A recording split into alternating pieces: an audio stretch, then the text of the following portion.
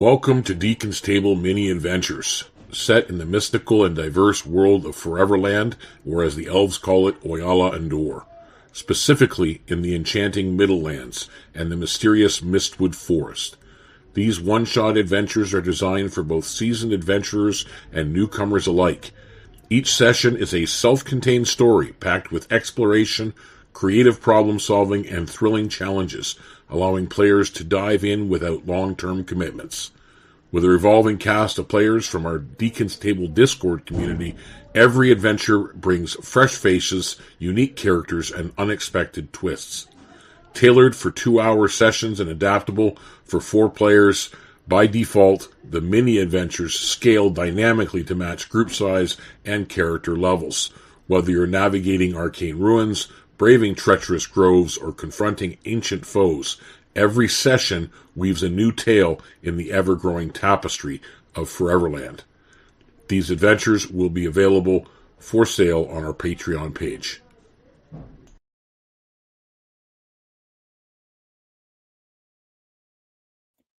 Hey there, everybody. Welcome all you role players, gamers, geeks, freaks, and everyone in between. I'm going to be bringing on our wonderful cast of characters and persona that will be joining us this evening on our mini adventure episode number 5, Howls in the Hollow. So we're going to start off by bringing in Kara Thunderstride. Let's find out who you are and who you're playing. Well, my name is Black Lantern Ace. You can catch me on as Black Lantern Ace on X or Twitter, depending on how you want to describe it. And Discord, I am playing Kale Thunderstride, a fell-headed giant sorcerer who is looking for ancient arcane lore and looking to find a way to merge his dragon inheritance, his giant inheritance. Excellent. And let's bring out Luca Graycliff. Hello there, this is Jenny. I play Luca Graycliff. She is a warlock and a human, but was raised in the ether blue, just like your Feywild. Yes, a forest-born human. Yes. Excellent. And we're going to bring out now Lyra Wave Strider. Did I get that right? I have Wave Song on mine. Wave Song, that's it. My bad. Who are you and who are you playing? So I'm Malta Starlight. I'm sometimes seen on, Deacon's Minecraft videos when he does them. And I'm currently playing Lyra, a coastal born human who is a bard. Excellent. And last but not least, returning to the stage, we have a new character, and we have Celine Blackthorn. I believe I have that right. Yes, you do. Hi, everyone. It's been so long. Oh, my God. I am Ines. You can find me on Twitch. I'm going to start twitching again, and I am playing Celine Blackthorn, cursed folk / werecat, which I'm really excited to play that for the first time. Excellent. Well, welcome everybody, and welcome those at home watching and those that have decided to tune in later. We do things a little bit different when we do these one shots. They are generally 3 or 4 scenes that play out that involve some role play, they involve some challenges, and they involve, of course, everybody's beloved combat to get us all into trouble or out of trouble, either or. So we are in the town of Mistwood at this point. Luca Graycliff lives just north of the town of Mistwood, off the Gilded Hollow Road. She has heard of some trouble on the road from travelers and noticed a few strange things happening when it comes to it, like rabbits and whatnot that she normally are on her homestead. Some of them, they've gone kind of quiet and gone into hiding as of late. Kale Thunderstride, I think. Yeah, again, the names. You got that Just say right. Kale. I'm gonna just say Kale. There we go. Kale actually works at the Iron Wheel Transport Company, and his boss, Salvatore, has kind of mentioned it to him as well, because again, transport company, they deal with a lot of the caravans coming and going, the trade wagons, and again, there's been a lot of repairs that have come in as of late from wagons that have come from Gilded Hollow along the road, arrows in the sides of them, some damage being done, items being stolen, and so on. So he's heard of this going on and has been kind of instructed to go see at the town hall to see if there's anything going on.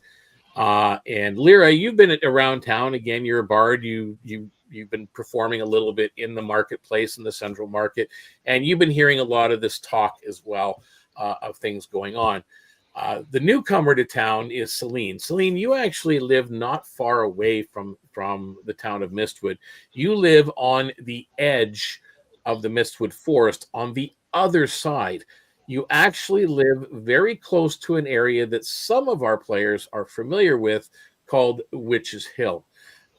Your shack is just inside the forest. The forest itself is kind of enchanted in such a way that the ether bloom is affecting it directly. The ether bloom, for those watching, is our version of the Feywild. It is a realm of pure chaos and magic and wonder.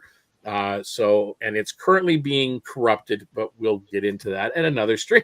I'm sure you'll figure it all out. Join us on Thursdays, by the way, for the Emerald Legion, as they're actually in the middle of that mess that's going on at this point in time. So that kind of sums up what's going on with you. So you've kind of come around into town like you do on occasion to pick up supplies or what have you, and you notice a small posting on a sign that there is some help needed, and you guys all notice these signs around town. So at different points, you end up wandering into the town hall to see what's going on, and sure enough, the mayor has offered a small reward of 50 gold pieces each if you're able to go and figure out what's going on and solve the problem of the road, because it's becoming a little bit of, I mean, there's always going to be bandits on a road when you're dealing with caravans, but this has become quite a nuisance as of late. So accepting that, you guys kind of are thrown together into a group, and you're said, you take on this challenge. And what are you guys doing at this point?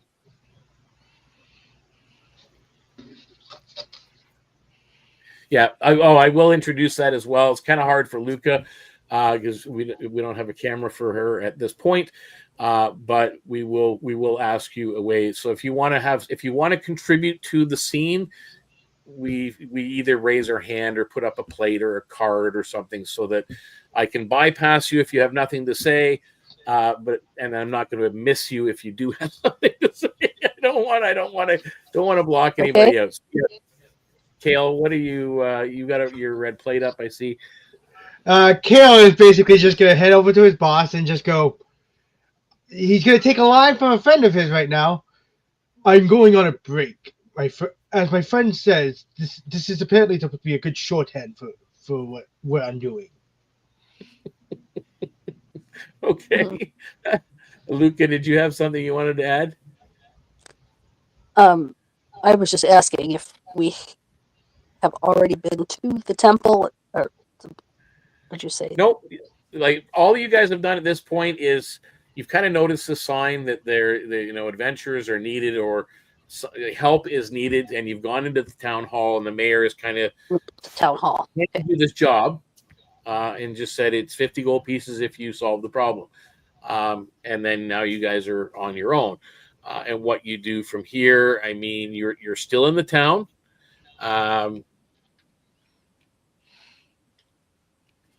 So if we've talked to them and they've set us out on finding out what's happening on the Gilded Hollow Road, then if we're ready to set out, then I follow along with the others. All right.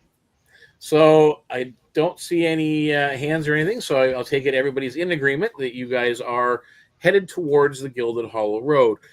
The Gilded Hollow Road is at the north end of Mistwood, and it leads northward past the Mistwood Forest, which is on your right-hand side as you go up. Luca's little homestead is just kind of nestled up against actually the forest itself, kind of an eerie spot to be in, but she's comfortable there. And of course, our resident witch wouldn't find any problem with that either. But as you guys are, the Gilded Hollow Road unfurls before you, a dusty path cutting through the golden expanse of rolling hills. The air smells faintly of hay and distant wildflowers, and the occasional chirp of a cricket or the buzz of a dragonfly adds a soothing rhythm to the afternoon. But ahead, the picturesque view is marred by the unsettling sight of an overturned wagon. Broken crates and spilled grain litter the road. A mule, tethered but restless, stomps anxiously in the dirt. Nearby, the wind seems to whisper through the oaks, carrying a faint tension that prickles at the edge of your senses. Beneath the wagon, movement catches your eye. A man, injured and trembling, clutching his side as though the weight of the world presses down upon him. The warm sunlight bathes the rolling hills of the Gilded Hollow Road, where golden fields stretch into the horizon, punctuated by clusters of ancient oaks. The air is filled with the soft rustle of grass and the chirping of unseen crickets. Ahead, the serenity is broken by the jarring sight of that overturned wagon.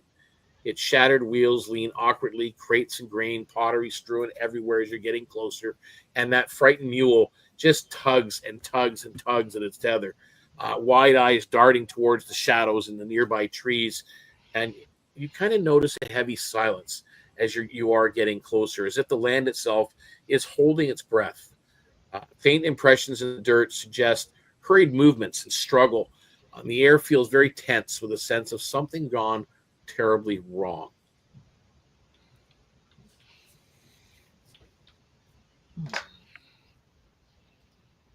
May I start? Yeah. That's a good way to do it. We're going to start with Luca every round. Okay. She would go to the man. We can't see a card or anything from you, so we'll start with you. Okay. She would go to the man and say, "Hello. What has happened here? What attacked you? Come out. We'll help." You look down at him and you're speaking with him, and all you notice is he's holding his side really, really tightly. There is a trickle of red coming between his fingers and leading into the ground. As you speak to him, and he's gasping. He doesn't seem to be able to respond. Yes, Celine. Do I have some healing draught with me already? Yeah, you would have. Yeah, you'd have probably. Oh, we just lost Luca. We'll get her back. Then I think I would use one of my healing draught on that man, so he can restore 2d4 plus 2 hit points, trying to heal him so he can talk to us. Okay. So you do. Oh, there we go. Luca's back. There we go. So you have moved up at this point to Luca's gone. Oh, I've got the wrong screen on me. Oops. You shouldn't be seeing this yet. Darn it. Okay. Technical There we difficulty. go. So, Luca, you've gone up to the man, and now Celine, you have as well. You have gone up to the man. Yes. Are you using your healing potions on him? You want to roll some dice for me? Yes. 2d4. I'm not used to really rolling real dice. Let me find a d4. Okay, that is a d4. So 1, it's 3. Plus 1, Okay. 4. Plus 2, 6 points. 6 points? Yeah. Okay. He takes all of a sudden, it's like a big, deep breath in. So obviously that has definitely healed him, and the trickle of red seems to stop as he moves his hand away. And I'm looking out to you guys there. I guess there's nothing, no one else has added. So I'll go back to Luca. So Luca, again, now he just kind of looks up at you, and he's looking over at Celine as well. And the words come out very, very soft spoken as he, thank you. And at that point, he starts to slowly explain what has gone on. That he, that there were bandits, and there were several of them, at least a handful, and wolves, but monstrous. Like they were. He seems really taken back, and it takes him a few moments to compose himself. And there was a woman giving orders. She had red eyes, like really red eyes, and he points northward. As you guys see, the road kind of goes north and wiggles around a little bit, but then he points like more of a northwest area. Just almost parallel with the road, but leading off into slightly different, more to the west than what you're currently on at this point. Into the forest? In through the trees that are there. It's not really a forest. You guys have actually passed the Mistwood Forest a while back. You're now in like these open, like these golden fields where there are small clusters of oak trees, like mini forests almost, you have to go through to get to where you need to go. So he's pointing like they've gone through the trees in that one particular direction. Yes, Kale, what would you like to do? I'm actually going to have Kale head over to the party to the rest of the party members at the thing, the wagon.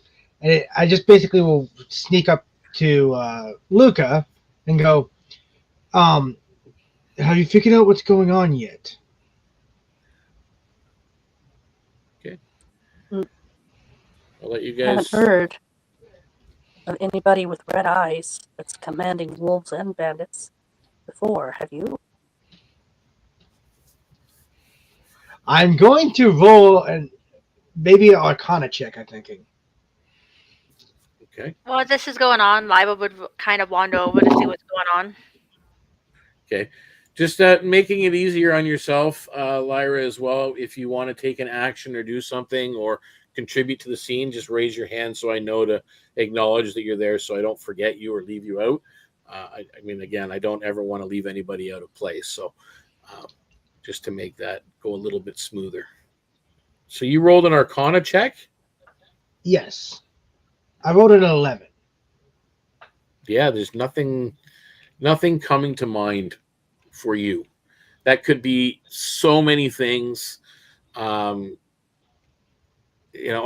doesn't seem to be the answer in this particular situation. Yeah, Kale would just respond to Lyra and just go, I have no idea what that could be then. Yes, Celine.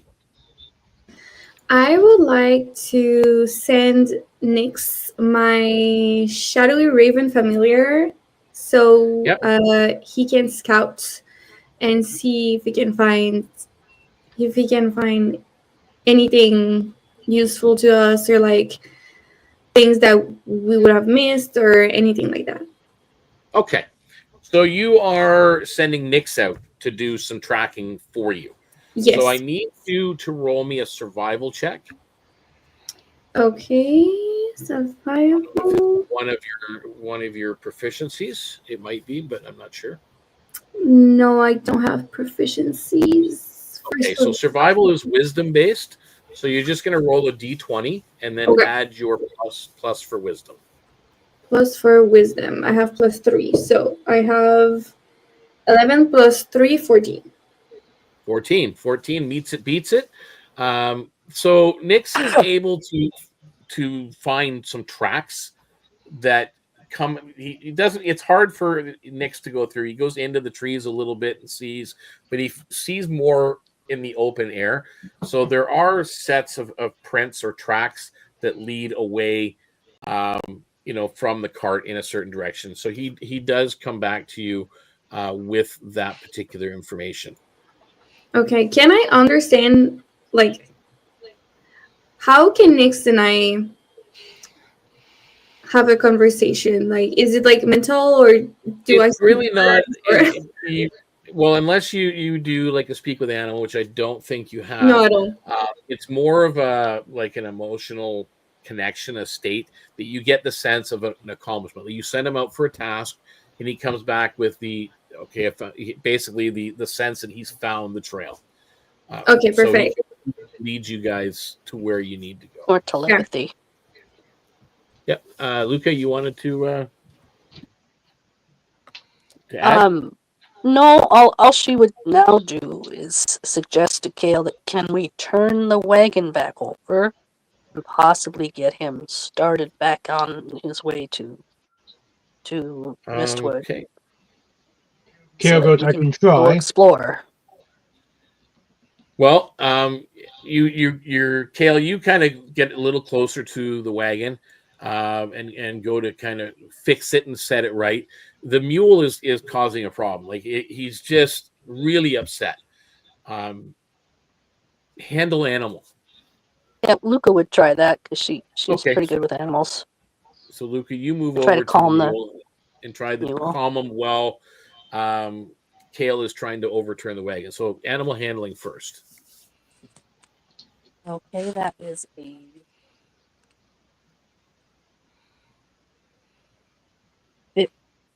15. Okay.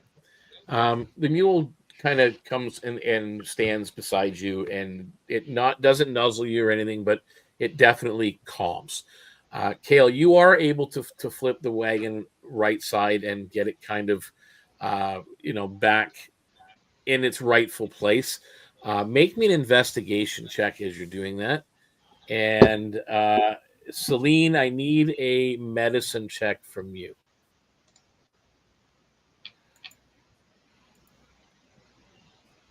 I don't know if you have medicine on your thing. You might. I think you do. I do have a +5. There you go. All right. 7. Okay. So you kind of watching the driver. You really don't notice anything in particular. Kale, what was your investigation? 13. 13. You now, as you're writing it, ready, fixing the wagon, putting it on its right path, you definitely notice what's left here. There are some goods that are still of value, but a lot of it has been spilled onto the ground with the grain, and pottery's been smashed and everything else. But you do now see where the tracks lead in the direction that he was pointing. You do see a set of prints there as well. Okay. Kale's going to basically point that out to Luca. He goes, I see these tracks that was mentioned. As you're talking to Luca, you also notice on the ground by the one wheel something black on the ground. Oh, I'm definitely picking that up. It's a strip of fabric, like a black, heavy fabric. And as soon as you pick it up, you can definitely smell musty earth and blood. Okay, I'm definitely taking this over to Luca now. He gives it to Luca and goes, I can't make anything out of this. It looks to me like a wounded animal piece of fabric. Animal, though, it's fabric. Didn't he say that there were bandits, too? Attacked? Fair enough. She would ask the man if the bandits caused his wound or the wolves. What wounded him so?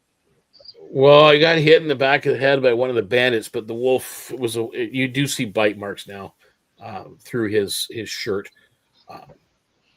the shirt is tattered and ruined, but I mean, he's obviously, the healing has had an effect, but he does have a scar. What looks like a wolf bite, a large wolf bite. And as you're talking to him and you have this conversation, he does pull out like a parchment from a satchel, and he hands it over to you, Luca. This might help. Maybe this is where they're headed. Okay, she looked that parchment over. It's a bit of a map of the Gilded Hollow Road, and there's some homesteads that are up here marked on it, or farmsteads in some cases, and there is one. He kind of points onto the map that you're looking at, and he says, "We're right here, and if you go," and he points in the direction that he said they went. Not directly up there, but there you do see what looks like some kind of a farmstead in that direction on the map. So do you think this might be their base, or they might have taken over farmstead? I don't know. Like I heard before I came down that there were bandits attacking caravans on the road, and I thought, okay, well, maybe it's just me in a small cart. I thought I can get through, but I was wrong. So they've got to be holed up somewhere here. I mean, it could be any one of the farmsteads. Yeah, but it's close. I mean, that's the only thing I can think of. And I'll tell you, I'm not going anywhere. Like, there's no way I'll make it back to Mistwood. Like, you guys are actually about like almost a day out. okay. So you're up there, maybe even a couple of days up. And he's just like, I'll wait here for you guys to come back. And when you come back, if you can escort me in the wagon and whatever's left that you can find, I'll reward you with the best I can. I don't have much, but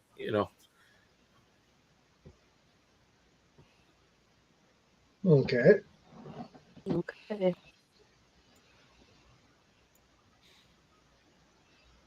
I still think you should make your way. It's okay, go ahead. My bad. Go ahead. Kale was basically, as he's heading forward, just muttered to himself, and this is why you need security when you're on the road.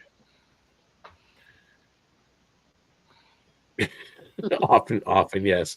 So you guys head the kind of like northwestern. You try to follow these tracks, going between the oak trees and whatnot, and then coming out into hills and fields, and looking at the little makeshift map that he gave you. So by nearing, maybe late afternoon on this particular day, you will reach that farmstead if you head in this particular direction.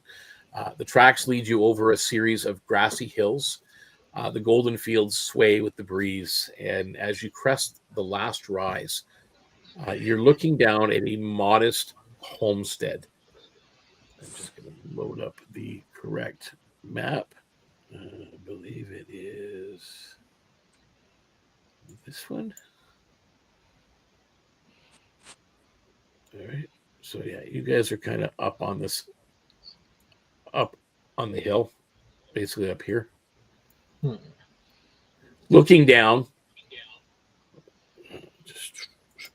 Just want you guys so you can have a look at what you're seeing. It's a weathered farmhouse stands in the center of this small little vale. Its windows dark and shuttered. A nearby barn looms with its doors slightly ajar, while a corral with broken fencing holds an air of abandonment. Two figures pace outside the house, their shadows stretching long in the late afternoon sun. Further ahead, a faint glint of steel catches your eye as a third figure moves near the barn. The eerie silence, punctuated by the occasional howl of a distant wolf, confirms what you already suspect, that there is danger here, most certain. Yes, Celine.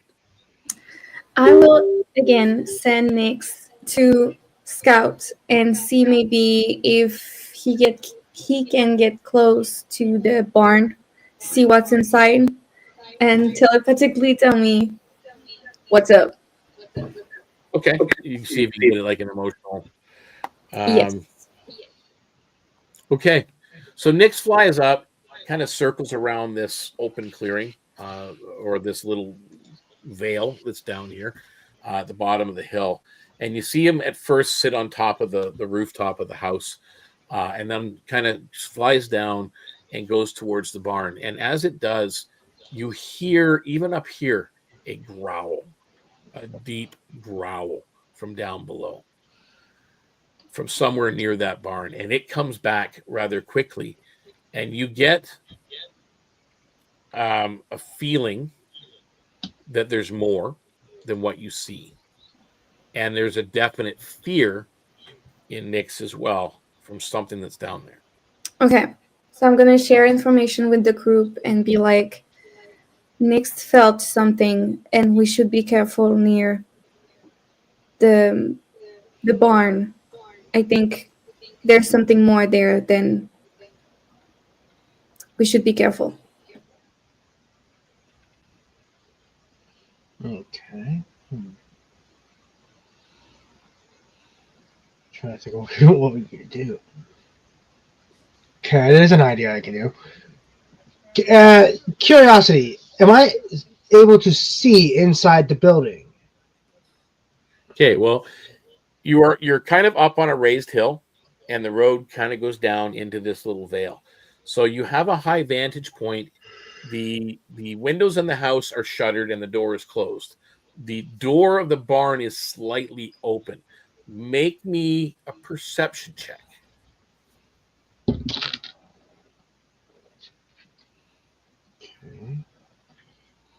Okay.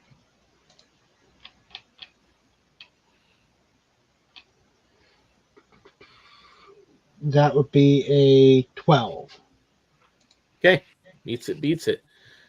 You perceive the 3 guards that are here in the opening between the buildings, but you also notice movement inside the barn. You see at least 5 other bodies in there. 2 of them are moving actively, 3 of them are not. They're moving, but not like all over the place. Okay, if that's the case, Kale's going to mention this. He just turns to the group and goes, I see 5 people inside that barn. Some of them are moving, some not so much.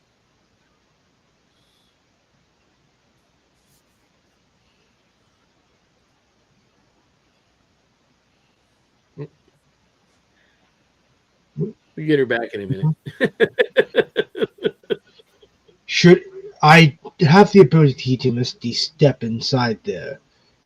Do you want me to do that?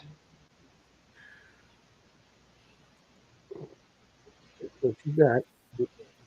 What happened there? That's like.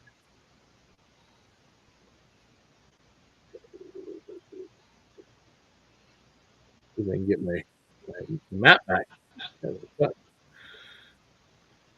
Don't know what happened. Here we go. We're back.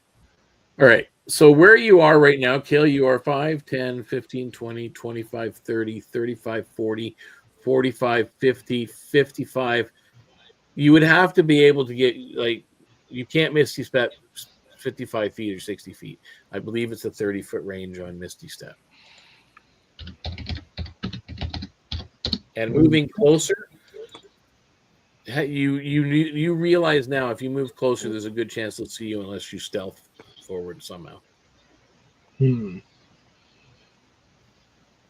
Okay, if that's the case, I will ask the party if I should stealth over and Misty step in there. Yes, Celine. Before you Misty step, may I suggest casting a sleep spell on the house? So you have less on the cottage, yes. What's the range on a sleep spell? 90 feet. And it's creatures in a 20-foot radius into a magical slumber. Okay. I'm just double checking what's going on with the Twitch stream.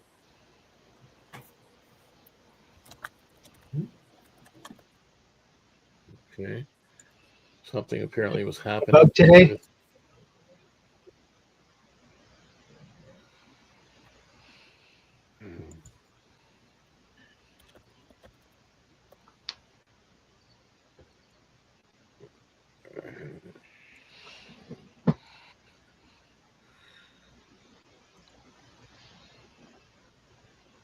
Okay.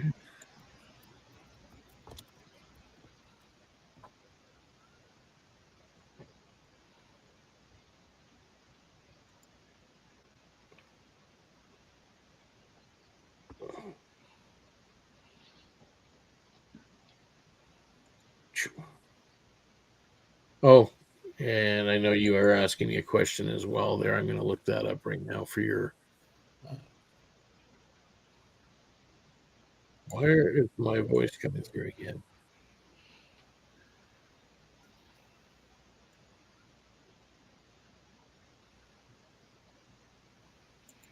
There we go. That should be it. All right. My apologies, guys. I got to look something up here, and there is some streaming issues going on right now with Twitch and YouTube. I don't know what's happening on that front, but I'm trying to get to the bottom of it.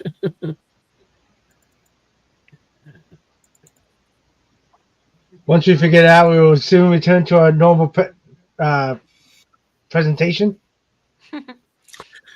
You have currently right now at your level, Celine, you're 4th. You have 4 first level slots and 3 second level slots.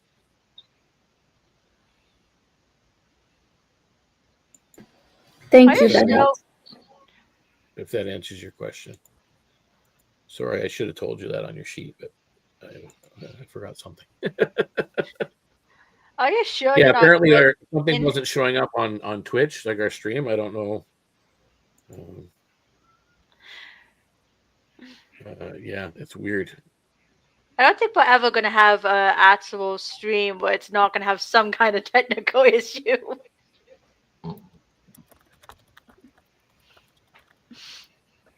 At this point, it's an inevitability. Okay, yeah, we never have a stream go by. And nothing's changed, Ines, from the way it was before. There's always a problem on every stream somewhere. Either someone's muting themselves or something. Home sweet home. Yeah, exactly. So thanks for being patient for those watching. Yeah. Oh, I guess so. Ken just told me that there was a delay on Twitch, that they didn't start our stream until 7:35. Oh, that's weird. Even though we were already streaming for half an hour. So okay. Yeah, that's weird. All right. So resetting back where we were, the sleep spell. So you wanted to. You were thinking about casting a sleep spell on the house, which from where you are right now is 55 feet to the house. It's range 90 feet, and then it says, Celine sends creatures in a 20-foot radius into a magical slumber. She rolls 5d8, and the total determines how many hit points of creatures this spell affects. Creatures with the lowest hit points are affected first. Okay. So I will let you cast a spell. And is there a saving throw on that? Nope. Nope, no saving. Oh yeah, so just roll the hit points that you affect. So 5d8, right? Yep. Okay, so first one is 3. Second one is 3. 6. 6. 12. Okay. 7. 19. 1. 20. Okay. So you notice that you cast the spell, and I'm trying to figure out, I guess that would be the same as this. This guy falls down, but only 1. Better than nothing. At this point,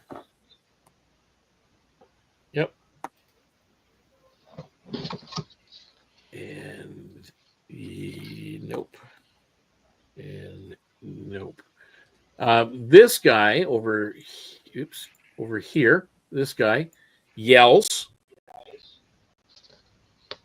that we're under attack. Just one moment, Kale. I'm just kind of going through what's going on. He yells that we're under attack. So now you actually sense movement from this guy here. You also find another.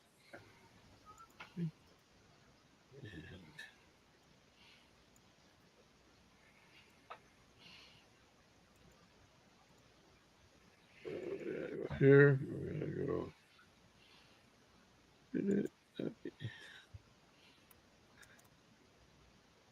And another one comes out of the barn. And another one comes out of the barn. And something's moving over here, and all of a sudden it comes into view, a large wolf. All right, Kale, you did want to add something. Kale is actually going to use a bonus action to Misty Step right next to the other guy at the barn. I'm basically going to try to draw attention now away from my party. Okay, so you were going to Misty Step 5, 10. Where is it going to put you here? Oops. I'm basically going to run ahead and teleport right next to the guy who is next to the sleeping guy. Well, you can't get that far. I can't take a few steps forward first? So you're going to make your movement first? Yeah. So 5, 10, 15, 20, 25. And then you cast Misty Step. Which will, that can put you up right beside the sleeping guy. I think he said the guy beside the sleeping guy. Yeah, well, this the guy guy beside him. Yeah. Boom. And then I'm going to conk him out. Okay. Well, that's your action, though. You Misty Step is a spell, correct? Yeah, but it's a bonus action. Oh, it's a bonus action. Okay. So you're now going to make an attack. But keep in mind, we hadn't even done initiative yet. They were aware of you. Okay. So I will let you make the movement, but we are going to do an initiative on this. Anybody else want to add anything as this movement phase is all happening? Spell was cast because they didn't know you were there. Now they know you're there. Can Luca cast Armor of Agathis on herself? Yes, she can. Okay, she'll do that. Okay. Now, at this point, I do need initiatives.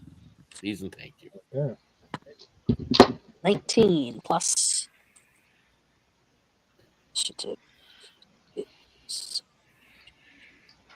Luca? 22. 22. Nice. Lyra? I want to know if I'm allowed to do barded inspiration in this turn before initiative. Yes, you can. So how are you doing bardic inspiration? It says it's a bard feature, bardic inspiration. Use a bonus action to give a creature an inspiration die. Yep, but how are you doing it? Like, are you singing it? Are you playing an instrument? Are you? Because that's part of bardic inspiration. Are you reciting a poem or a chant? An instrument. Let me. I have a C-cell lyre thing. All right, so she begins to play music, and it's inspiring. And you are giving it to. Let's see. I'm trying to remember how many people can have it. Use bonus action to give a creature. So one person. I'm gonna give it to. Well, I guess because Kale ran up into the middle of the battle, we'll give it to him. Let's give him a chance not to be murdered.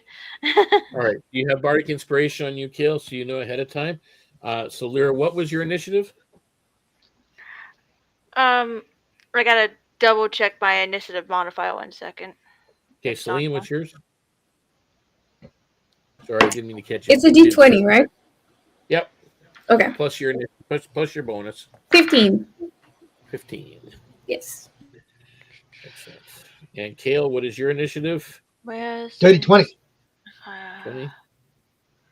And I'm just whenever Lyra, you're ready, let me know. I can't find my initiative modifier on here. What's your dex? My dex is +2. It's a 14. So, So 14. 16. 16. Yeah, because you got the plus for your level. Okay, so. All right, so top of the round is Luca. Okay. Luca will shoot a agonizing eldritch blast at that first guard close to the barn, I believe it is. That's closest to her. Yep. Only 5 feet away. Yep. Yeah, that's what she'll start with.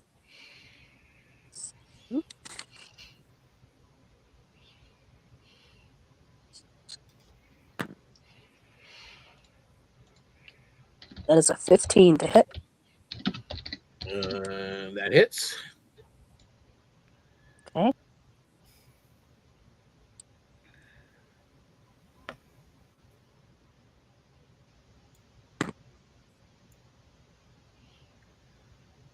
That is 10 points of damage. Okay. It is this dude right here. Okay. And next up, we have Kale. And Lyra, you're on deck. Bop. I'm going to use my ability to increase my bopping with extra force damage. Okay. And that's a nat 20. Nice. So I'm now going to roll the damage. Double your initial roll. Yep. The initial roll is 1d8 plus 2 bludgeoning. Okay. So 12 bludgeoning damage. Okay. And then I gotta roll the damage for the force, which says. I'm trying to remember what it does again. He collapses under the sheer battery of your strength. You cave his basically you cave his skull in. It's a mess as you crush him to the ground.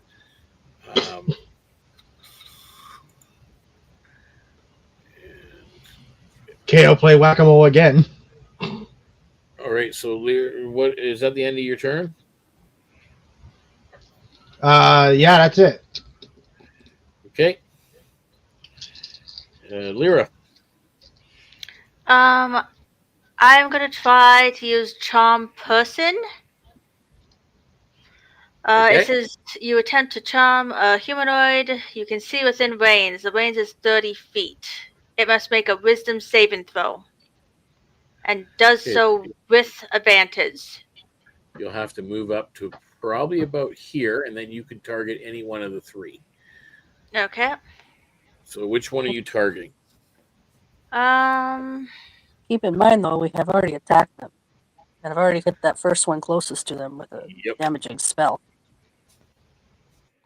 True. Are you still going to attempt it? Yeah, I'll attempt it. Okay. Which one are you targeting? I guess the guy on the end.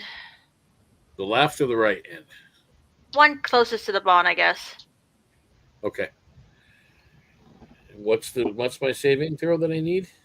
It says a wisdom saving throw and does so with advantage if you or your companions are fighting. Yep.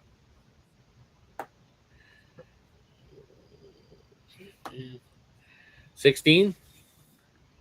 Okay, let me just double check what my spell thing is.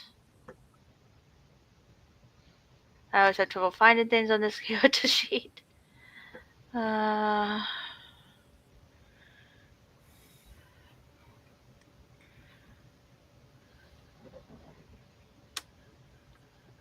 This would be spell save, right? Yep. Yep. Okay, I have 13. Oh, yeah, He he succeeded. He saves. So he is not charmed, and he knows you tried to charm him. That now brings me to my initiative. Foop. Foop.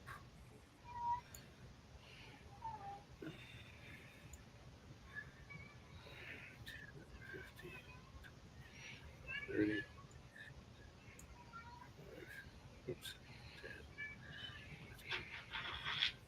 10, 30. And he doesn't exist. There you go. Okay. like a pack of And wolves. I will now unhide. Oops. Shoot, where do you go? There. Erg. There we go. Foop. Okay, so we'll start with Kale actually. Kale, what is your armor class? Let me double check that one. 14. 14. Thanks to my draconic resistance. That's 13 plus 5 is 18. 19 plus 5 is 24, so that's 2 hits.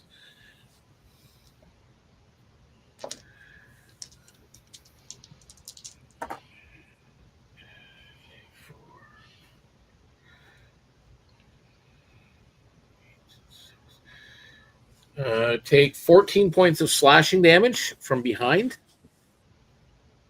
and you hear a lupine howl right behind you. And you are the only one within range, so you must make a wisdom saving throw, please. Wisdom saving throw, huh? Yes. Well, we pretty much knew that there were wolves in the barn. Okay. That would be a nat 20. Okay, so you saved. You are not frightened. All right, and now we will move over to these guys over here. And being as most of them are already around Lyra, we are going to do... Well, let's do the wolf first.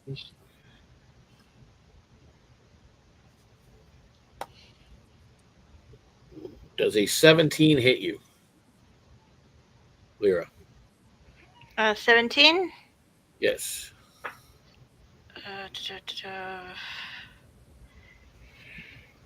Uh-oh, we lost Luca again. Yeah. She comes in and out. We'll get her. My armor class is 14, so I believe he does. Yes, it does hit you. Okay. You take 10 points of piercing damage. And I need a strength saving throw, please. Okay. Well, that's failed. I rolled a 2. All right. And I believe it's way down here at the end. You have been knocked prone. Where are my head points? So you are flat on your ass at this point, as the 2 other individuals, the bandits, are hitting you with advantage.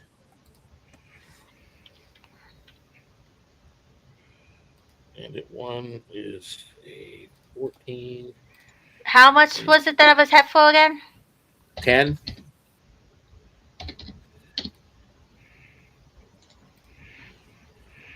And now you take an additional 6 damage from a scimitar, and that's a nat 20. So that's going to be 14 damage, slashing damage as well. So 10, 6, and 14. I am down. Okay, so you are down. So I will take the prone away. And we're going to put... Technically, I would be like -9. So I'm down. Okay, so Yep. they've all gone. They can't do anything. Can he do something? Yes, he can. He He is going to swarmed her. target Celine. And is... Jesus. Celine, you're hit with another natural 20 on you. And you... Wait, me? 3 points of piercing. Celine gets hit. 3 points of piercing damage as an arrow. What did I do? I don't deserve that. This guy moves in. He's just taking a nap. It is actually now, Celine, it's your turn. What are you doing? Wait, first I wanna what's my life again? Is it the hit points? Yeah. Yes. Okay. So if I was 20, You're on deck after this. I'm at 17. Okay. Well, what a bleep. I will take my revenge on that guy and cast Ray of Sickness. Okay. On a hit, the target takes... Okay, so I need to roll to hit. Where is it? Yep. Is it... Oh my god, I'm so not used to a sheet. I'm used combat. to D&D Beyond. Yeah, look for combat. Where is it? Combat. Combat. There's combat section. There is a combat section on the sheet, which tells you your weapons and stuff. Hit points 23d6 plus 6. Is that it? No. Hit points. Is that 3d6 plus 6? No. Well, I think that is just your hit points. I'm trying to find bringing your character. Hang on 1 second. Let me bring your character. I'm sorry. It's okay. It's been a while. Understandable. It's been a while, and it's a sheet. Yeah. Yeah, it's a sheet. Exactly. It's not going by D&D Beyond on this. So yeah, if you go down, it's past your skills, past your saving throws. There's combat stats. It gives you your hit points, but then it gives you your armor class. Your initiative is in there as well, and then right below it is weapons. So you have 2 daggers and a sickle. But what you're trying to do is you're trying to just touch him and cast this spell. So that is going to be a straight to hit roll, which is a D20 plus your strength, which is a 0. So just a straight D20 roll on an unarmed strike. Okay. Because I'm touching him when I do Ray of Sickness, it says range 60 feet. Oh, okay, so you're doing a ranged attack on him. Yeah. Okay, that's even better. So you can make me a roll a D20 and add 3. It should lift your hit DC, the plus something for your Ray of Sickness. Should list that in your sheet.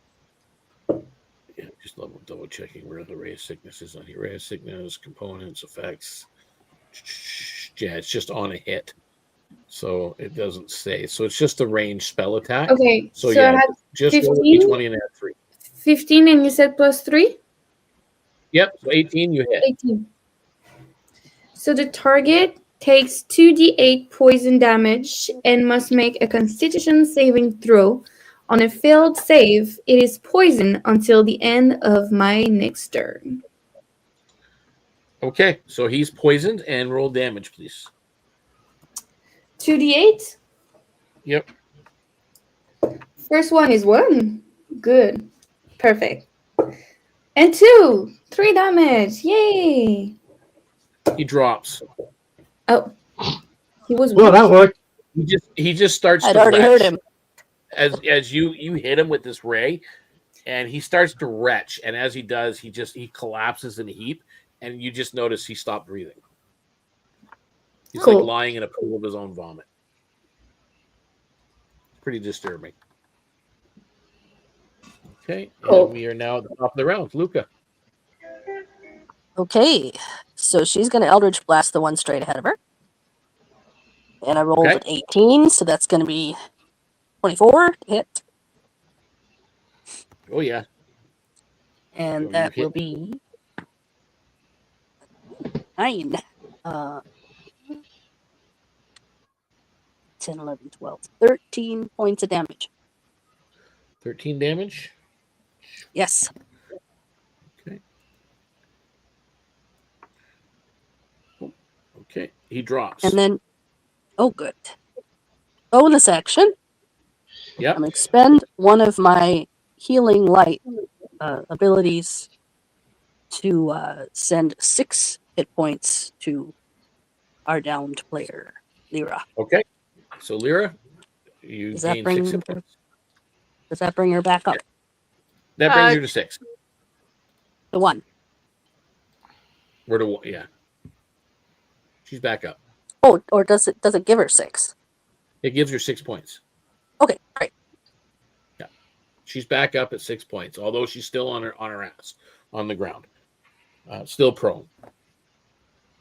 And that's your action.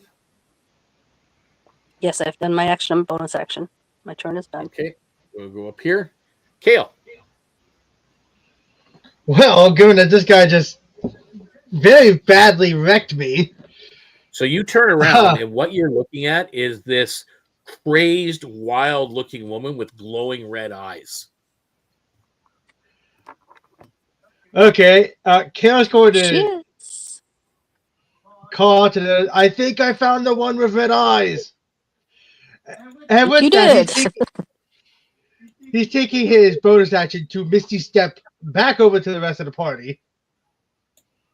As close as possible to the rest of the party. So you're going to Misty Step 5, 10, 15, 20, 25, 30, because that way you don't take the attack of opportunity.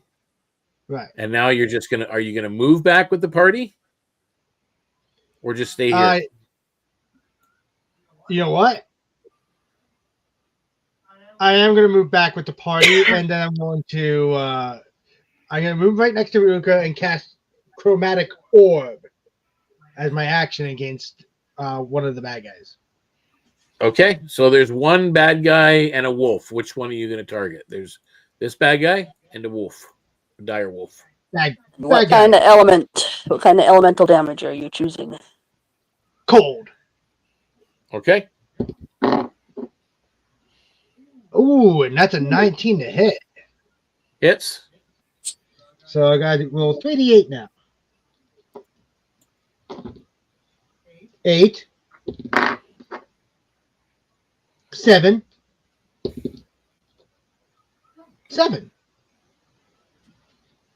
14 and 8 is 22. Okay. Yep. Okay. As we now go.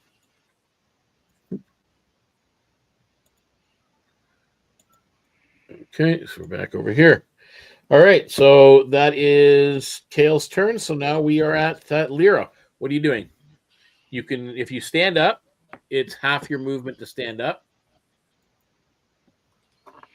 Well, I probably would want to stand up. Okay, the wolf will get an attack of opportunity on you for standing up. Just so you know. Okay.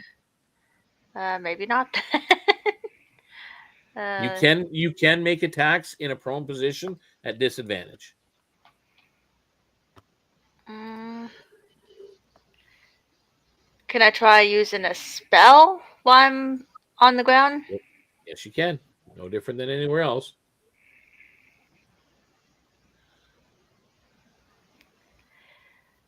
I'm going to try and use Healing Wood on myself. Okay. Let me just quickly double check how that one works.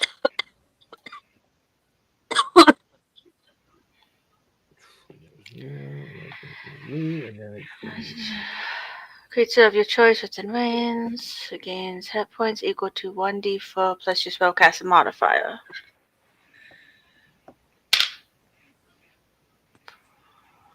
Spellcasting modifier is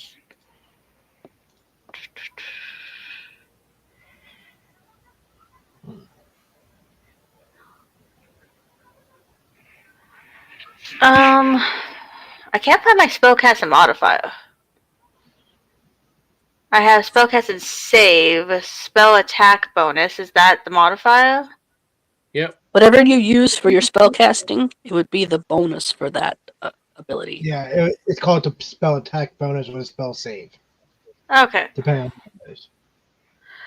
So then it would be 5, 6, 7, 8, 9. I get 9 back. Okay. So that is your action, and you're done. As a bonus action, can I give bardic inspiration to one of my party members? Yes, you can.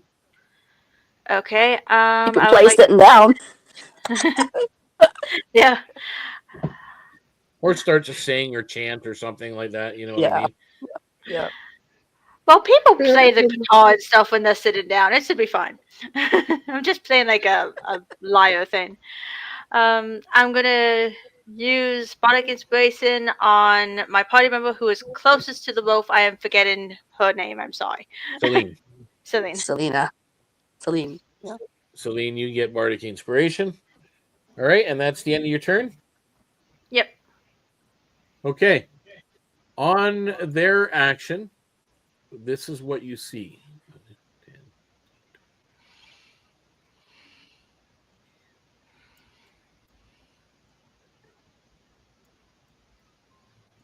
60. And a howl.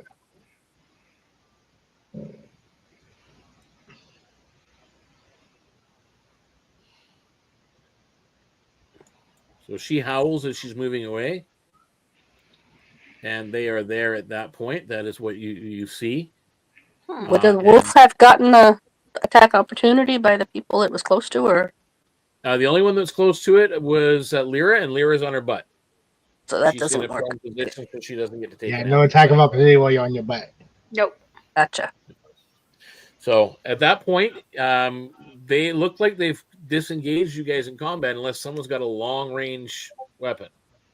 Are they within 90 feet of me? Eldritch Blast goes 120 feet. Yep, they're 70 feet away. Okay, the guy who just made the howling, he's getting a chromatic orb. Okay. I rolled a nat 20. You rolled nat 20. Nice. Are you hitting the wolf or the individual? I don't know whose turn it was. Are we still in initiative? You're basically still in initiative, and it is so. Yeah, actually, it would be Luca's turn. Luca first.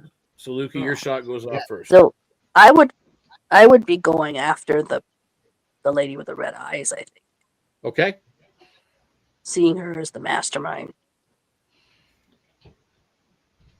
Okay, so I rolled a nat 20. So yep, you hit. It's gonna hit her. Okay. Eldritch Blast. He's real high. I rolled a 5. Plus 1d10 plus 4. 9 points. 9 points. Okay. Very good.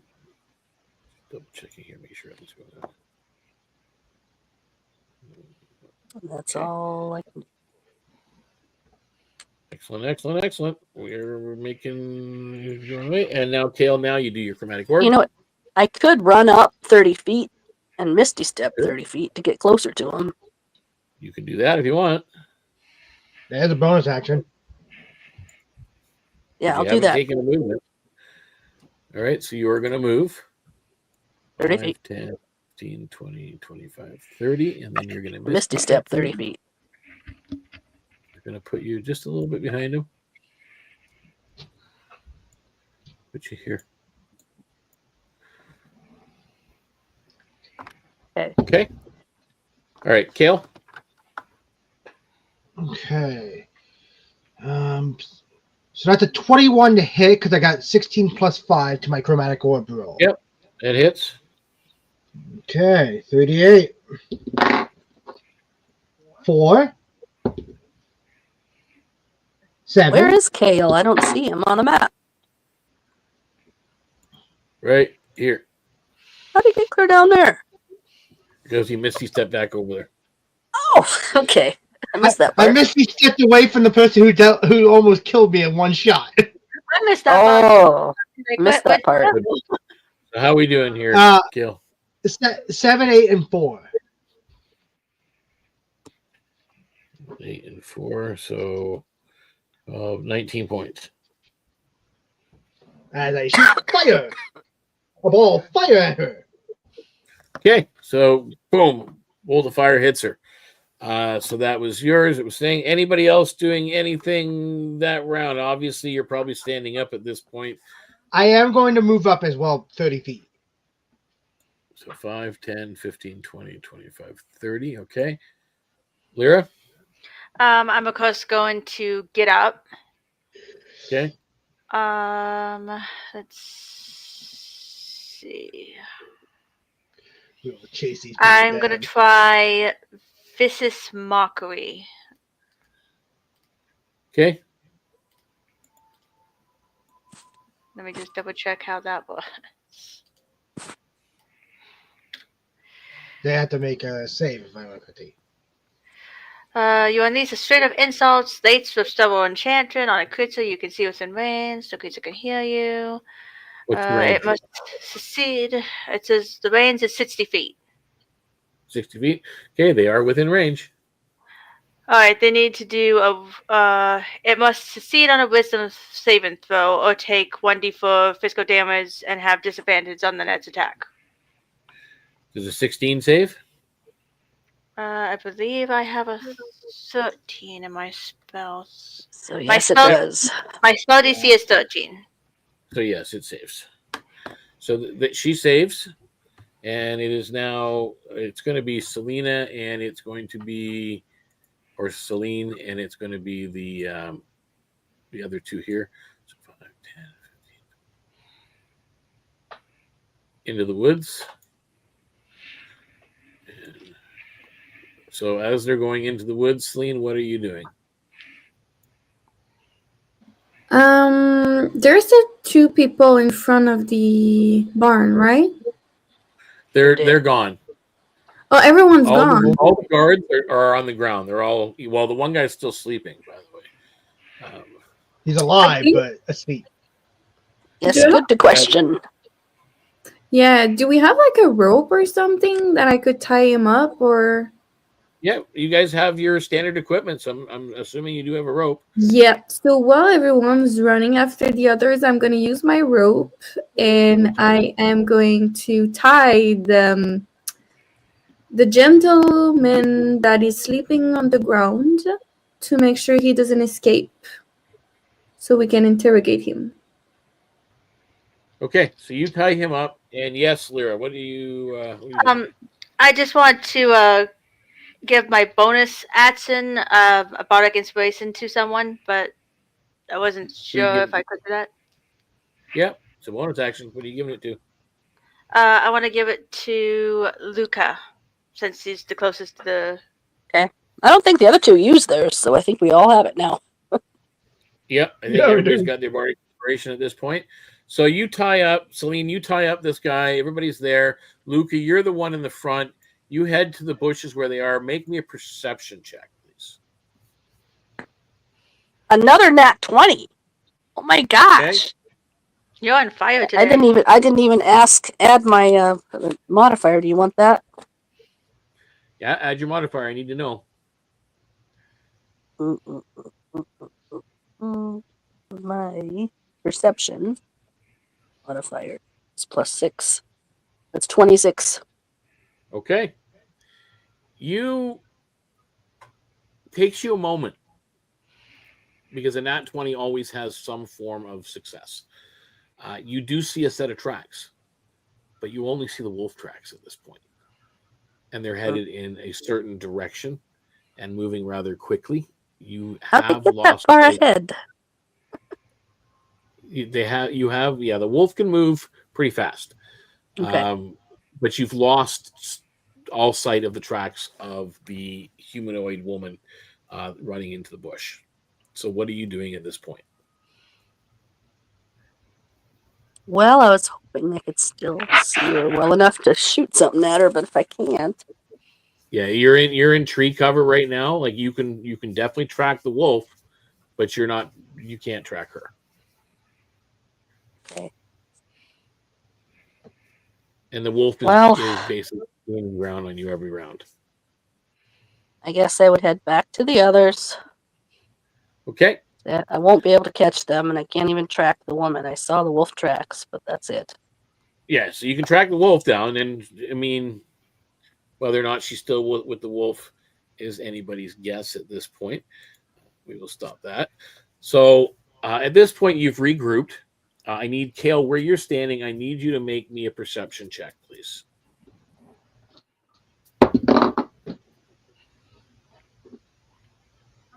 That's a nat 20.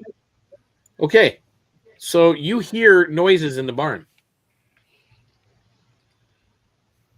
There's something still in the barn.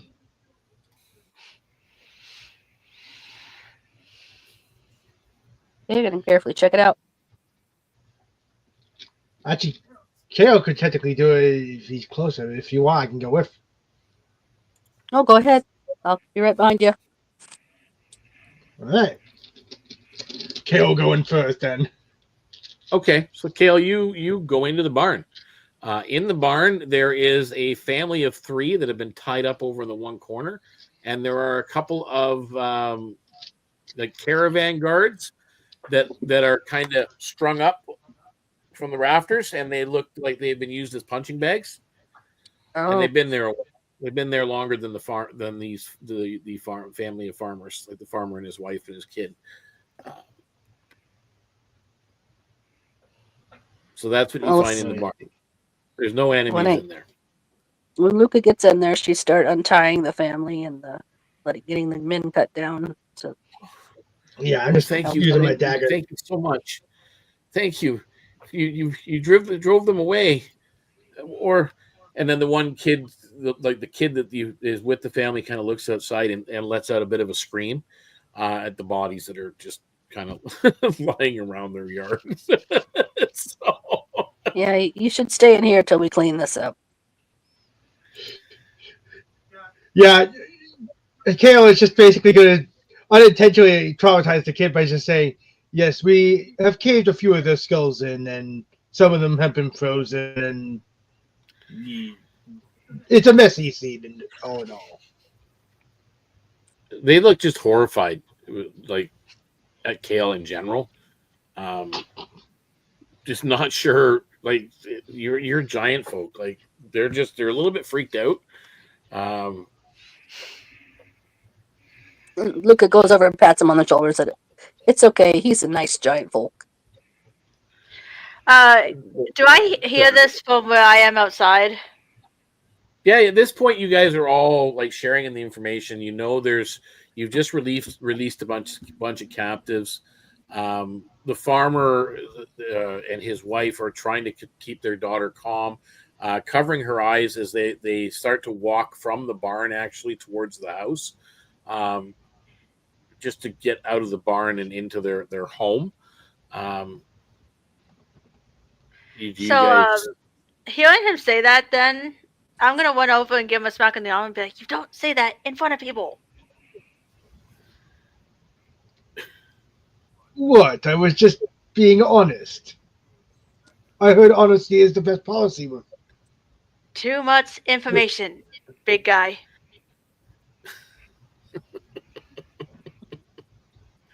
Okay. So what are you guys doing at this point? Dragging the dead bodies into the forest so they don't have to see them. Yeah, okay. So you guys help out with that. Searching the bodies before we drag them off, so make sure there's nothing of value on them. And cleaning up the mess. There's no information on them, like parchments telling plans or anything like that. Yeah, I would help you. You're going to make an investigation check. Yes, Selena. I'd like to slap the guy that is sleeping so we can interrogate him. Okay, so you slap him and wake him up. Yes. I only rolled a 10 investigation. Anybody else have better luck? We're checking their bodies for things, right? Yep. Yeah. Would sleight of hand help with that? The investigation would be better. Investigation would be better? What would the modifier for investigation be? Because I don't have it written down here. I believe that's an intelligence check. Yes. Okay, so I have +1 to that. Yep, so add +1. Well, I rolled a nat 20. Okay. So you do recover 2 items from the bodies of these individuals, and it's 20 gold pieces worth of odds and ends that they have on them. It's not actual coin; it's just looks like stuff that they've pilfered from wagons, and a small silver locket belonging to somebody. It's excellent with the words on the back to protect those we love. Is what's written on the locket. As for Celine, your interrogation, I need you to roll me either persuasion or intimidation. Okay, I let guess me see which one I have it better. So you said which one did you say? You can do intimidation or you can do persuasion. I have none of those, so it's gonna be just a regular. I'm gonna do intimidation because I'm a badass girl. Okay, are you using because I like to do intimidation a little bit different. Are you trying to be imposing, like strong, using your strength? Or are you trying to do more of I your want to scare charisma him. and be scary? I scare him. I'm a crazy girl. What's your charisma modifier? +1. Okay, so add +1. 11. Okay, so you roll an 11 trying to get information out of him. Mm-hmm. You do get a little bit of information from him. Just he kind of says that northwest of the house there is a little like a valley where there's a cave that she hides out in. Perfect. I am gonna send Vix to scout for that cave in case it is a lie or a trap. Okay, you send Nix off, not a problem. Nix, I said Vix. Sorry. Yeah. What's everybody else doing at this point? You've got the bodies; they're all out of here. Check them out. Well, I can get rid of them in a different way. It doesn't matter. They're out of the clearing. This guy's tied up. What are you guys doing?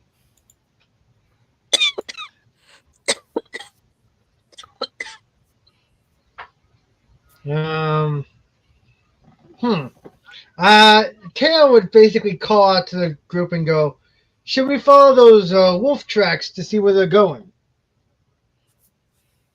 Yes, and it seems like maybe northwest is the way. If they laid that way, then maybe that's a good indication that's where they went.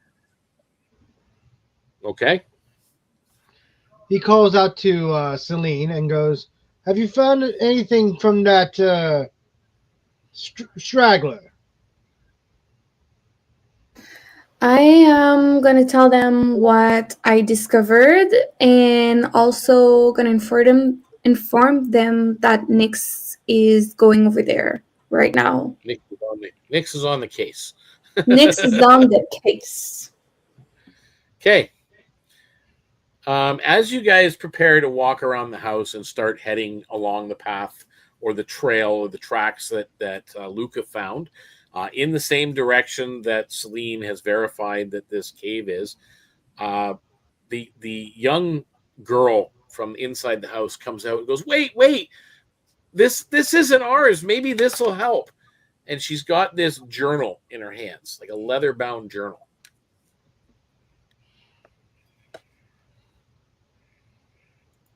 Take that from her and take a look at it. Yeah. Okay. So, Luca, you grab the leather-bound journal and you start looking at it. It is the journal for certain of it takes a while to kind of figure out and piece it together. It belongs to an individual by the name of Kara Darkfang. Okay. And it basically details some pretty sick and twisted connections to shadowy forces that it's almost like she's being used against her will in some or she's been outwitted or tricked into doing something that she's not really committed to, if that makes any sense.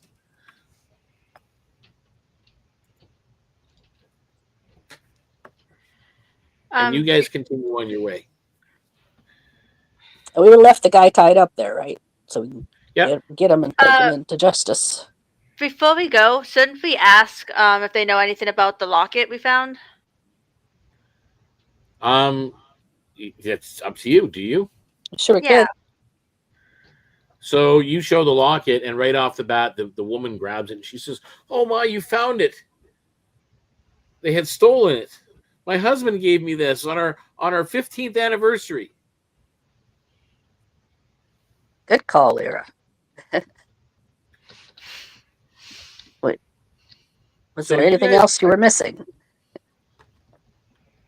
They stole. No, they're looking at basically everything was in the farmhouse,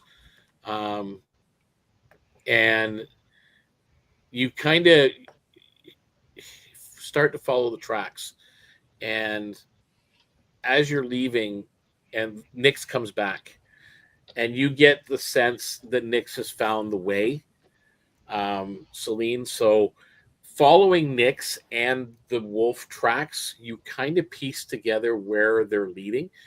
It leads through a winding path that dips into a very shadowed hollow, surrounded by jagged rocks and twisted trees. The air seems to grow colder as you approach, and the soft glow of the setting sun barely penetrates the gloom as you enter into the hollow. At the center lies a cave, its mouth and edges framed by claw-like roots and darkened moss. Faint howls echo from within, carrying a mix of anguish and fury. As you step closer, the ground beneath your feet feels unnaturally soft. A faint mist curls around the entrance, carrying the coppery tang of blood. You can see inside a little bit of the cave, and there is like some form of firelight going on in there. And you see the silhouette of a large dire wolf shifting in the shadows inside the cave, its amber eyes glinting towards the door, almost like it's waiting for you guys to enter and approach. From deeper within the cave, a voice emerges, low and commanding, a female voice. "You've come far enough. Now tell me why I shouldn't unleash the fury of the hollow upon you." And I will bring this up. Come on, load. Kale's basically Fury going of to the turn his attention to Hollow. Lyra. Kale, what? I was going to turn to Lyra considering she's a bard. So I would hope she would be able to talk this person down. Okay. Share the screen here. There we go. This is what you see. Lyra, are you doing anything? He says to you, can you... So what exactly did he say? Give him one good reason what? Shouldn't unleash the fury of the hollow. Yep, she just said, you've come far enough. Tell me why she shouldn't unleash the fury. Do you share the information, by the way, as you were walking this direction, Luca, of what was in the journal?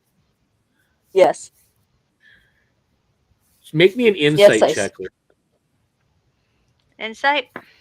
Yep. As you know the information contained in the journal.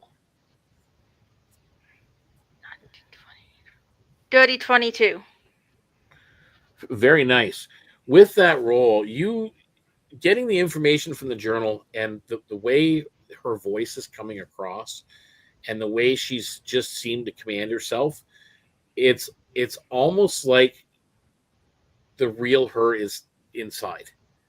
That what you're seeing isn't necessarily Kara. Okay.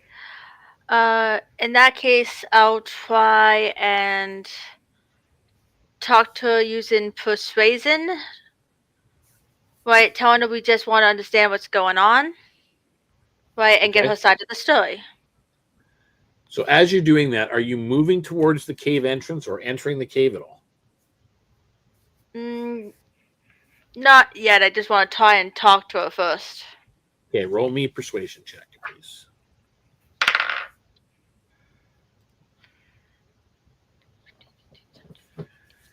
18. Okay. You start to talk to her, and it seems like her resolve is breaking a little bit. I don't know. I think I'm doing the right thing. I don't think you should come any further. I don't think you should come in. I might have to do something bad. I ask her what she might have to do. You hear the wolf inside how you see it as well, the shadow growl and howl. And as soon as that wolf howls, she howls. Roll me another insight check.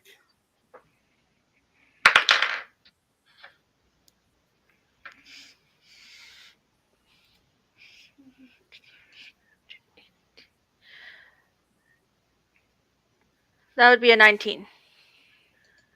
You get the sense that wolf has a deeper connection with Kara than what meets the eye. That perhaps you're addressing the wrong entity. Okay. Then I look at the rope. Going on, so we'll hold on for 1 second.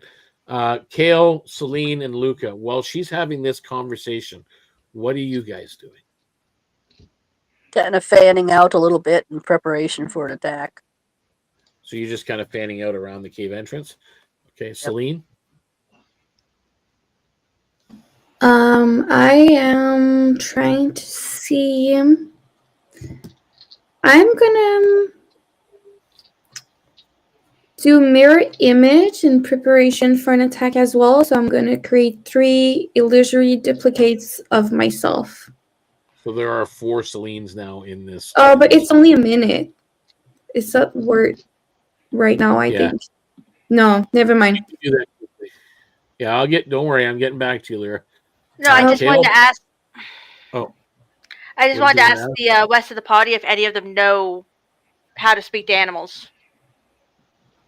No.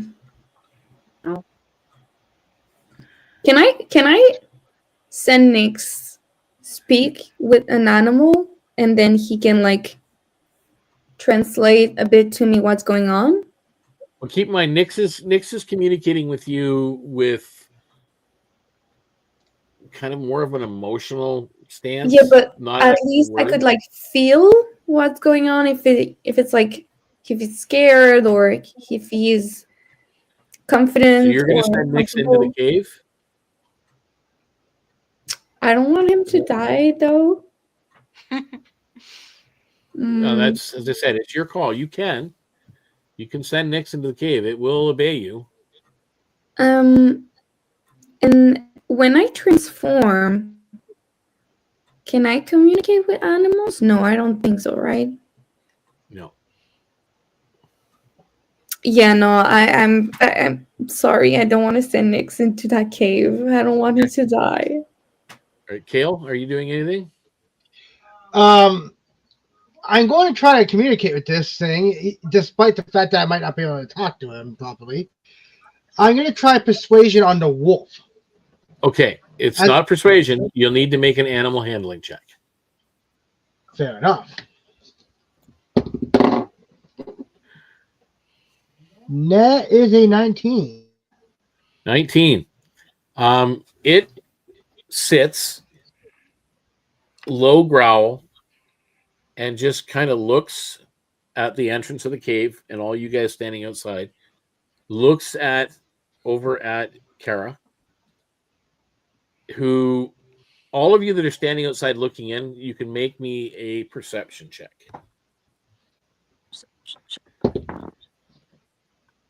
And that's a 1. Yeah, you have no clue.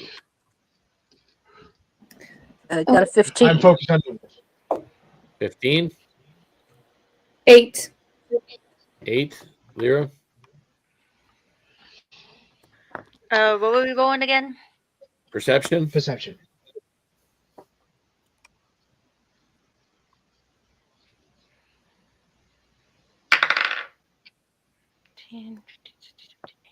That would be a 19. Okay, so the 15 and the 19. So that's Luca and Lyra. You guys both notice that Kara is standing beside some form of altar. So, Lyra, we're back to you. You're having this conversation, and you've realized that maybe the wolf is more important. Wolf has now been calmed by Kale, and it's just sitting there watching you guys and looking at Kara.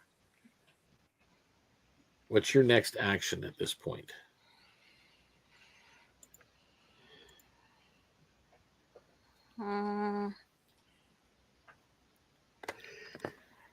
Is the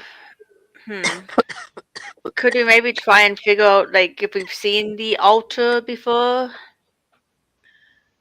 You've never seen, like, you've seen altars before. You know it's an altar. You don't know, like, you're outside the cave. It's on the far wall inside the cave. So, you know what exactly it is. You're not 100% sure. But you know it is an altar. You know it's magical in of some nature. So do you Luca would have whisper to the other two to try to get them to come out. Arcana?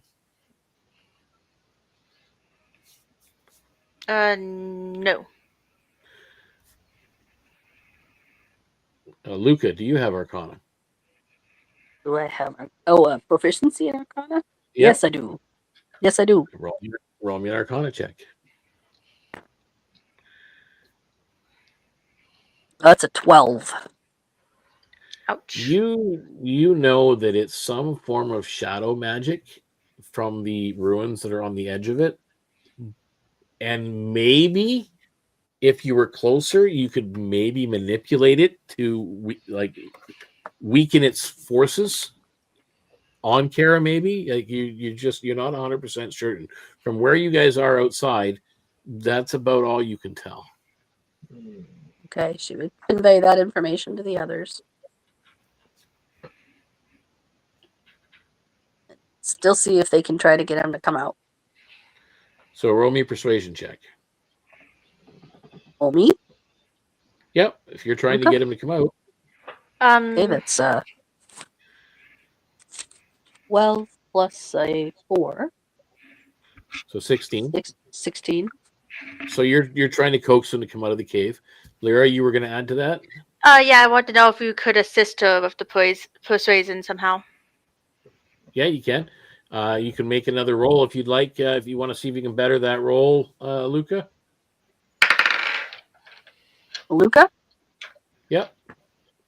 She's helping you to try to persuade them. So. No, I didn't get any better. Okay.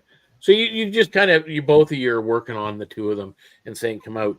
Are you addressing her or the wolf or both or? Both. Both. Okay.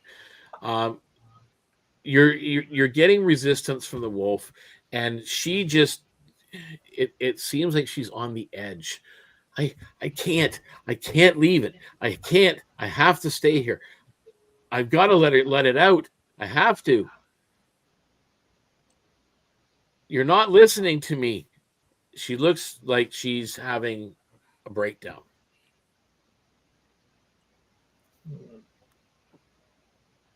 Is anybody doing anything?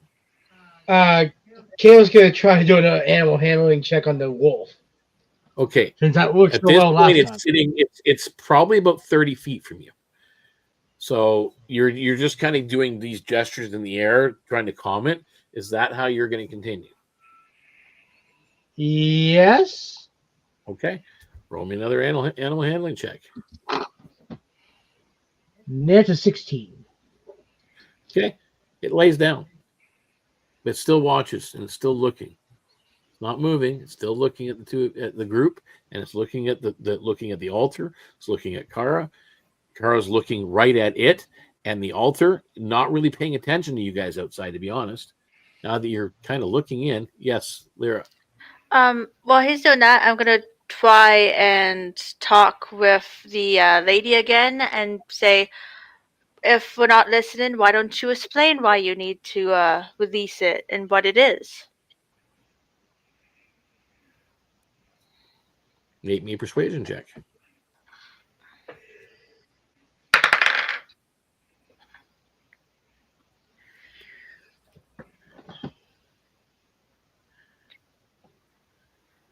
Dirty 20. It's everything. It's everything. It gives me everything. It gives me power. It needs me. It needs to be free. It's been trapped for so long. I can't. You guys are tricking me.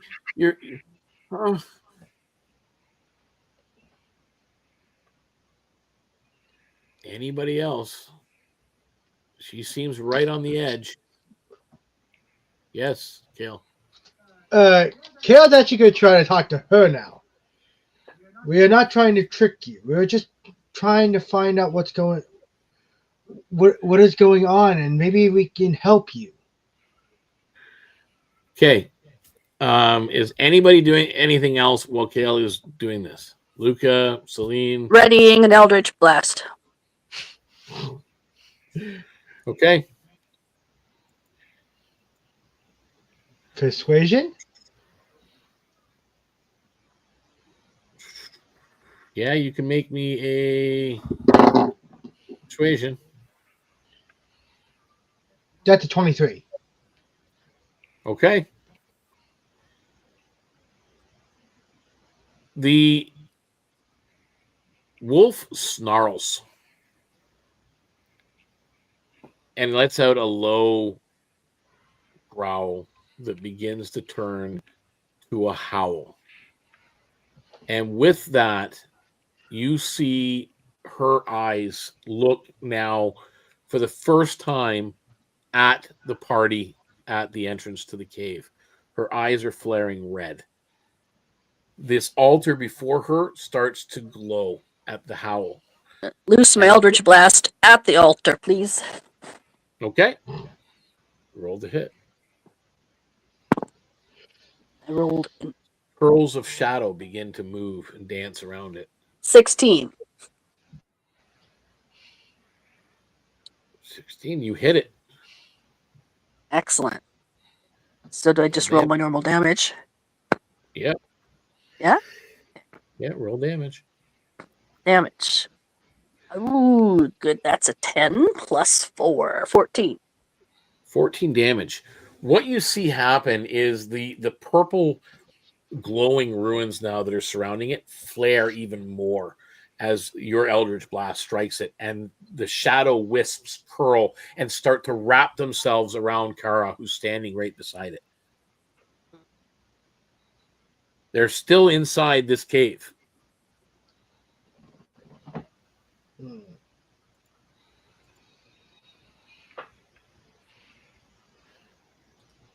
She would tell somebody else, target the altar, destroy it. It's controlling her. That's what I was just thinking. I'm going to use my channel, my focus font, get myself another. Actually, no, I don't even have to do that. Chromatic Orb is a level 1 spell, not a level 2. So yeah, I'm going to use Chromatic Orb and just aim it right at the altar. Okay, what kind of damage? Oh yeah, I got to roll to see. I did force damage with the Eldritch Blast. Thunder. Okay, so inside the cave, this crack of thunder erupts inside the cave, and with that, you start to see purple flames coming out of the center of this altar, forming some kind of shape or image that is starting to appear standing there on top of the altar as the shadows enrage Kara, who's standing there, and the wolf now, and they start to move towards you at the entrance. So I'm going to bring out... Do I roll damage? Roll damage. And then we roll initiative. 6, 4, 4.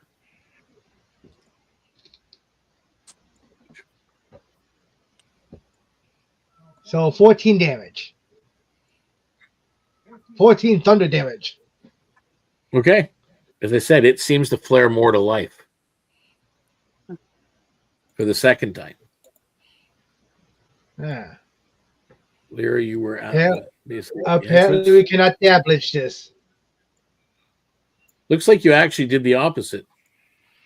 Mm-mm. Well, we done screwed up. I was Yep. trying to talk to her. Well, it sort of worked until the thing took over her. Yeah, well, there was only so many rounds you guys had to do something, and unfortunately, time passed. Okay, so our initiative round is, oh dear. Are we doing the same initiative or are we rolling? Well, we're re-rolling. It's a new combat.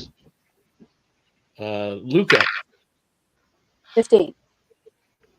Okay. Lyra. I rolled a nat 1 and I have a +2 to initiative. So you're at 3. Celine. 11. 11. And Kale. A 5. Okay. So with that, and it is a 19 to hit. Who's Who it is he hitting? hitting? You. Oh, that hit. 10 points of piercing damage. And I'm down.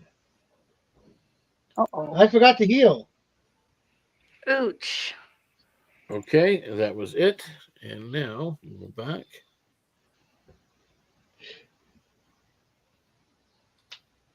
Okay, and she will move forward. You were the one talking the most to her, Lyra, so she's going to attack you with advantage because she is within, or the wolf is within 5 feet of you guys. And that is a 19 to hit. My armor class is only 14, so she hits. And another 19. So that's 2 hits. So I'll go 6. That's gonna hurt. That is 18 points of damage. Slashing. I'm down. Wow, Oh. 2 of us are down immediately. Okay. And that's their action. So it looks like at this point it is Luca, then Celine. So Luca, what are you doing? You see them come out Ooh. raged and just drop your two comrades. Wow. Good question. Yes.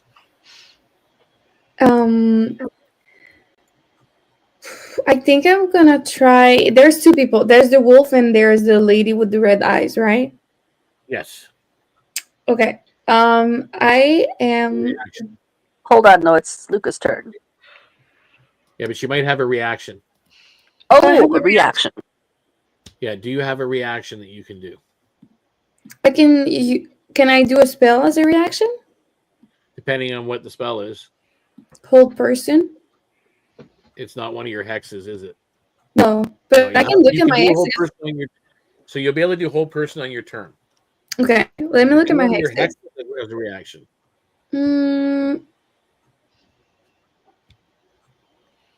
I'm gonna do distracting hex. So the target has disadvantage on its next ability check. Okay. And who are you doing it on? The woman or the wolf? The wolf.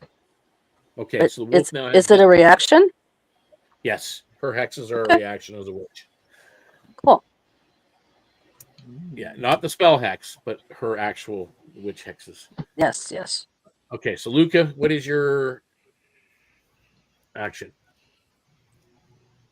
Okay, so hitting the altar didn't help. Made it worse. Didn't seem to. It seemed to make the altar more powerful. Yeah. So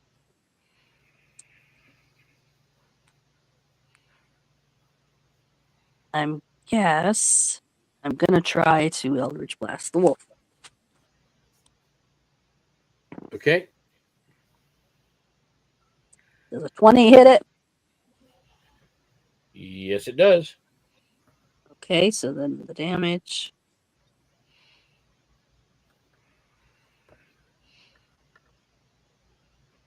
Eight, 10.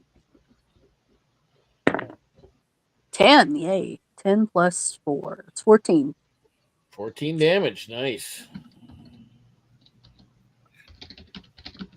Okay, and that brings us actually now to Celine. It's your turn. So the wolf is hexed. It has disadvantage. What are you doing for your action? Are you doing a hold person? Hold person will work on the woman, but not on the wolf. Gonna hold person on the lady. Okay. So I am Celine targets one humanoid within range. The target must succeed on a wisdom saving throw or become paralyzed for the duration. At the end of She each. rolled an 18. Pardon me? She rolled an 18 on her saving throw. Okay, and what do I need to roll again when it's a saving throw? You don't. You just cast hold person, and she made your save, so she's not held. You tried. Cool. You see the Cool, magical cool. energy come from you come out from your hands and surround her, and it looks like you're trying to bind her, and she just, whatever rage has got her, allows her to break free. Cool. The wolf Perfect. will now act. Thank you. On the wolf's turn, and it's at disadvantage, however. So it misses you with 10. So the wolf misses Celine viciously as it snaps over your head as you kind of duck out of the way. And as for Kara, what is her 30? Ooh, yeah, okay.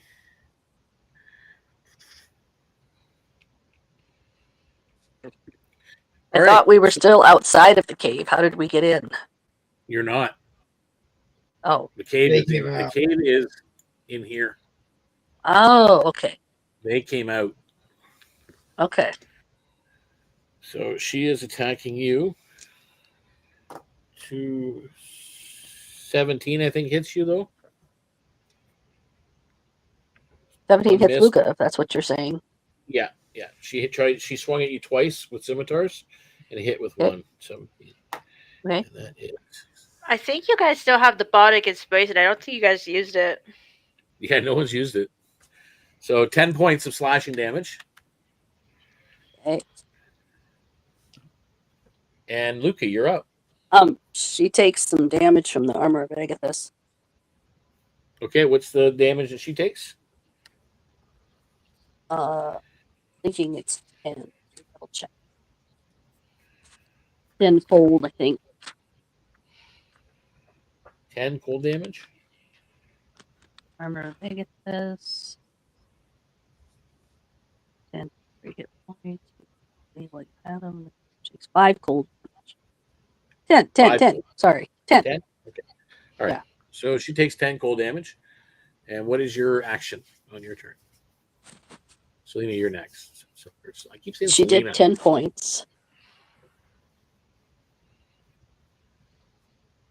Okay, so I'm going to Eldritch Blast the wolf again. Okay, ignoring Kara that's attacking you? Yes. Okay. I can get that around her. All right. Roll for the wolf. 16. Hits. All right. That is a 7 points. Wolf drops. And at that, make me both Celine and Luca. Luca, you can do it with advantage, and Celine with perception checks.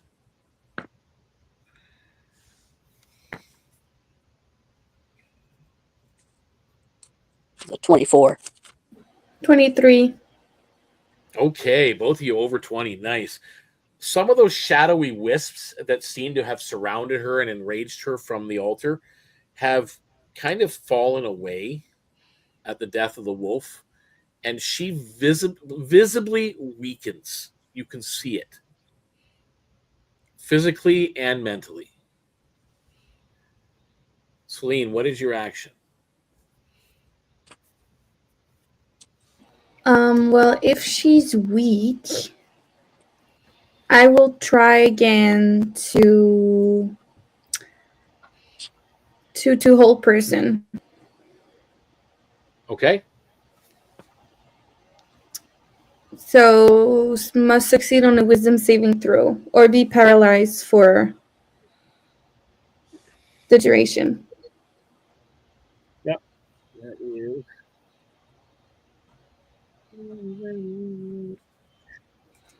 Paralyzed. He's held. You're rolled an 8. It worked? No bonus. Yeah, it worked. Yes. So at this point, you're out of combat. What are you guys doing? You've got I'm gonna 2 spend phones. a couple of my healing dice to bring back Kale up. Okay. So let me roll those. Yes, Celine? How many potions did I start with? I know I used one to heal the... You probably The would have guy- had about 4. It would be the common thing to bring. Like, Okay. Points to Kale. I'm 10 gonna points? use... 8. Oh, 8. So What what were do you you do? saying, Ines? I'm gonna use one potion. I think both 2 of our party members are down. Kale and... Yeah, well, Kale's now back up, thanks to Luca. I'm gonna give him a potion to boost him. Okay. So she hands you a potion, and it's what, 2d4 plus... It is 2d4 plus 2. 2d4 plus 2, so you can write yourself, Kale, if you're taking the potion. Yeah. And are you giving one to Lyra when she's unconscious? Yes. Okay. You Putting roll the dice. down her throat. You roll plus 2. Me? Yeah. Oh, okay. D4. Okay.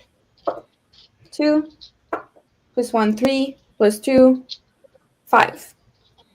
Lyra, you're at 5. Mm-hmm. Okay. Okay, so you guys are both lying on the ground. You see Kara bound. She's not moving. She's frozen. She's paralyzed. She doesn't look happy. How long does this whole person last?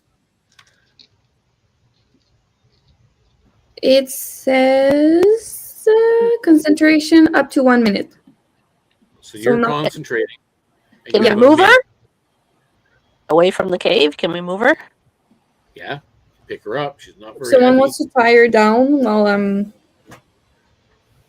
concentrating. So That's you're a going to good move her idea. from the cave. Are you going to tie her down? Yeah, we'll tie her. She can stay concentrating. We'll tie her. Okay, so you keep her bound. So she continues to be paralyzed, basically, because she is bound. And when the spell wears off, now what?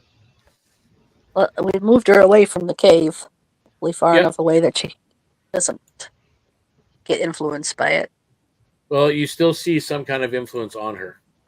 What have Okay. you done? You have to let me go back to her. She needs to come out. Whatever that thing is not good for this world. You shouldn't bring it out. And what you've been trying to do is for only your own power and gain. The best thing to do now is to make amends for the damage you've already done. Persuasion.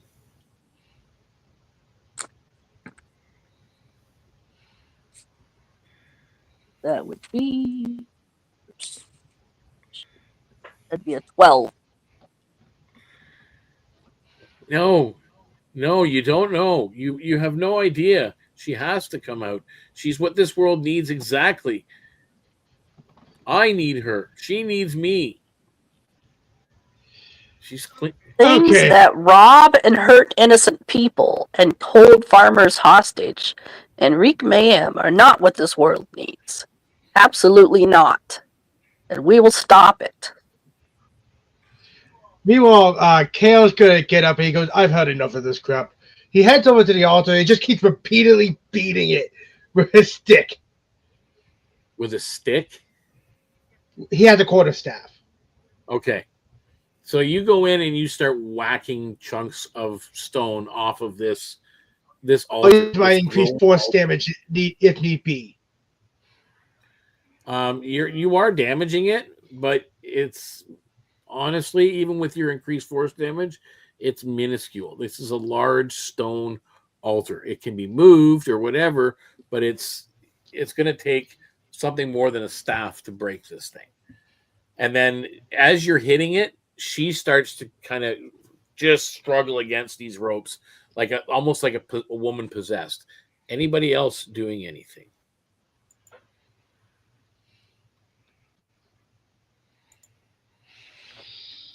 Well, I could cast Shatter on the altar if you think that might do it.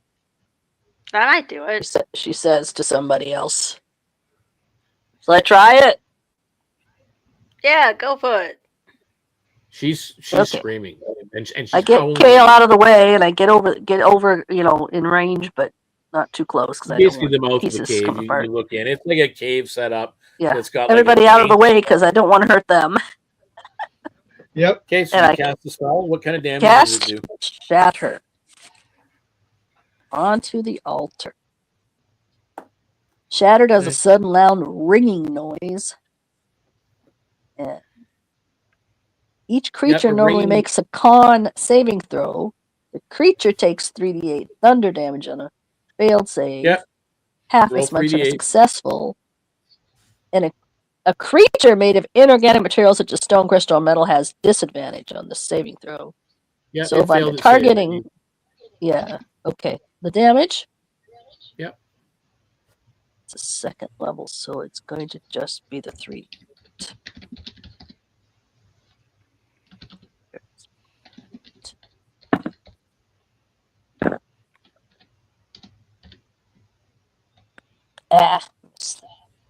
Dice tray.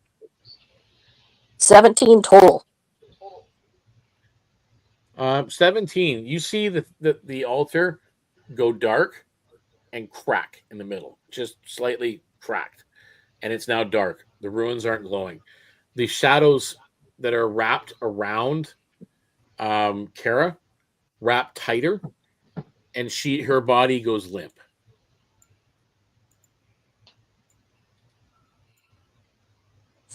Let's check her and see if she's dead. She's dead. Oh, she tied herself to this thing so much that it took her with it. Killed.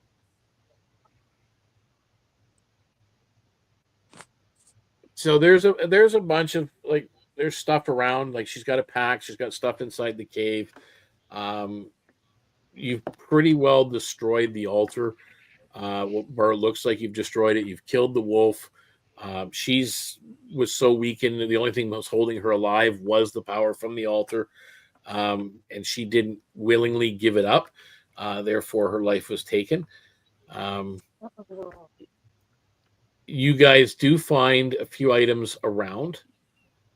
You do find some stolen goods from the caravans, about 50 gold pieces worth. You do find inside. You do find inside her pack a carved obsidian wolf figure. It's worth 25 gold pieces. And I need Celine and Kale to make me Arcana checks.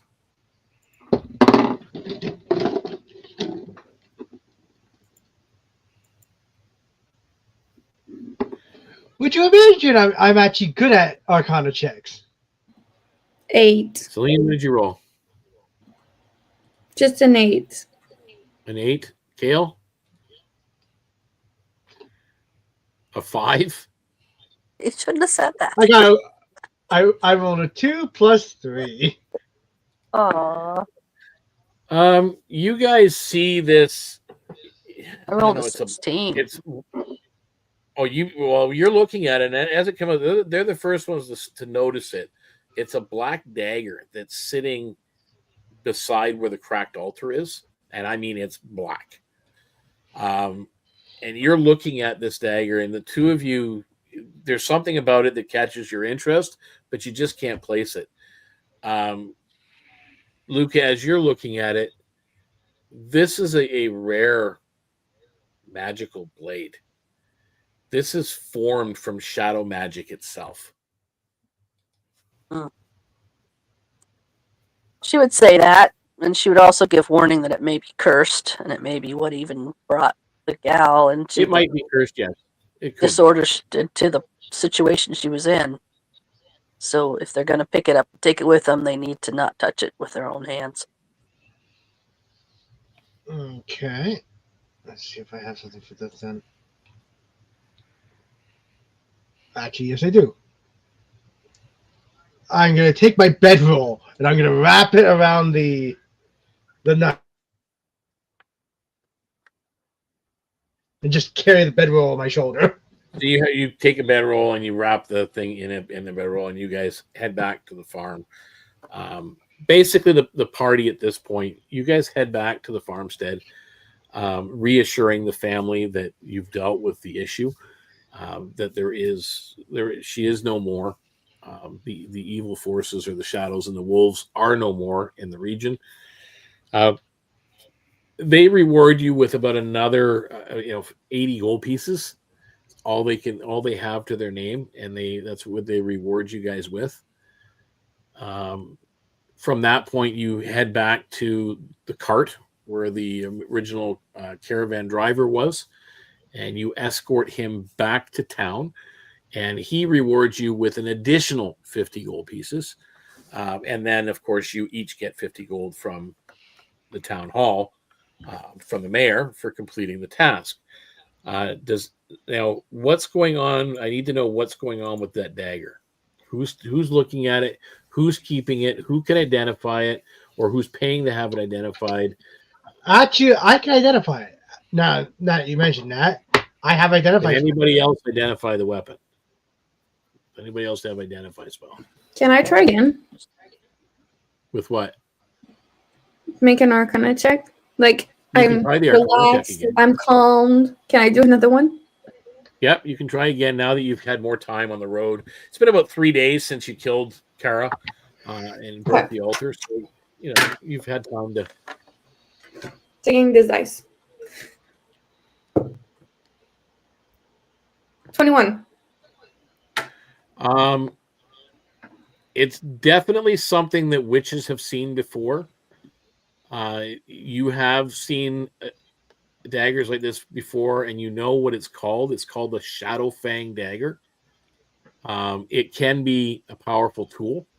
However, witches are known, when they do get them, they are known to put curses on them and hexes on them if they so choose. Not always, but it's a possibility to be cursed. But it could be a very powerful weapon. Okay, I'm gonna tell the group that. Okay. If that's the case, KO is taking this possibly cursed thing to the Hall of Wisdom. He's just going to place it in front of the Hall of Wisdom leader, head priestess, and go, "We have a possibly cursed item. What do we do with this?" Well, we could always use some help in our coffers. You know from experience that even at the Hall of Wisdom, nothing is free. Yes. To have them detect a curse costs What do money. they want? How much do they want? Make a reasonable offer in the coffers. We can put 100 gold in there. Do you put 100 gold in there? Is that okay with you guys? If you're offering off. Don't know how much money Liva has right now.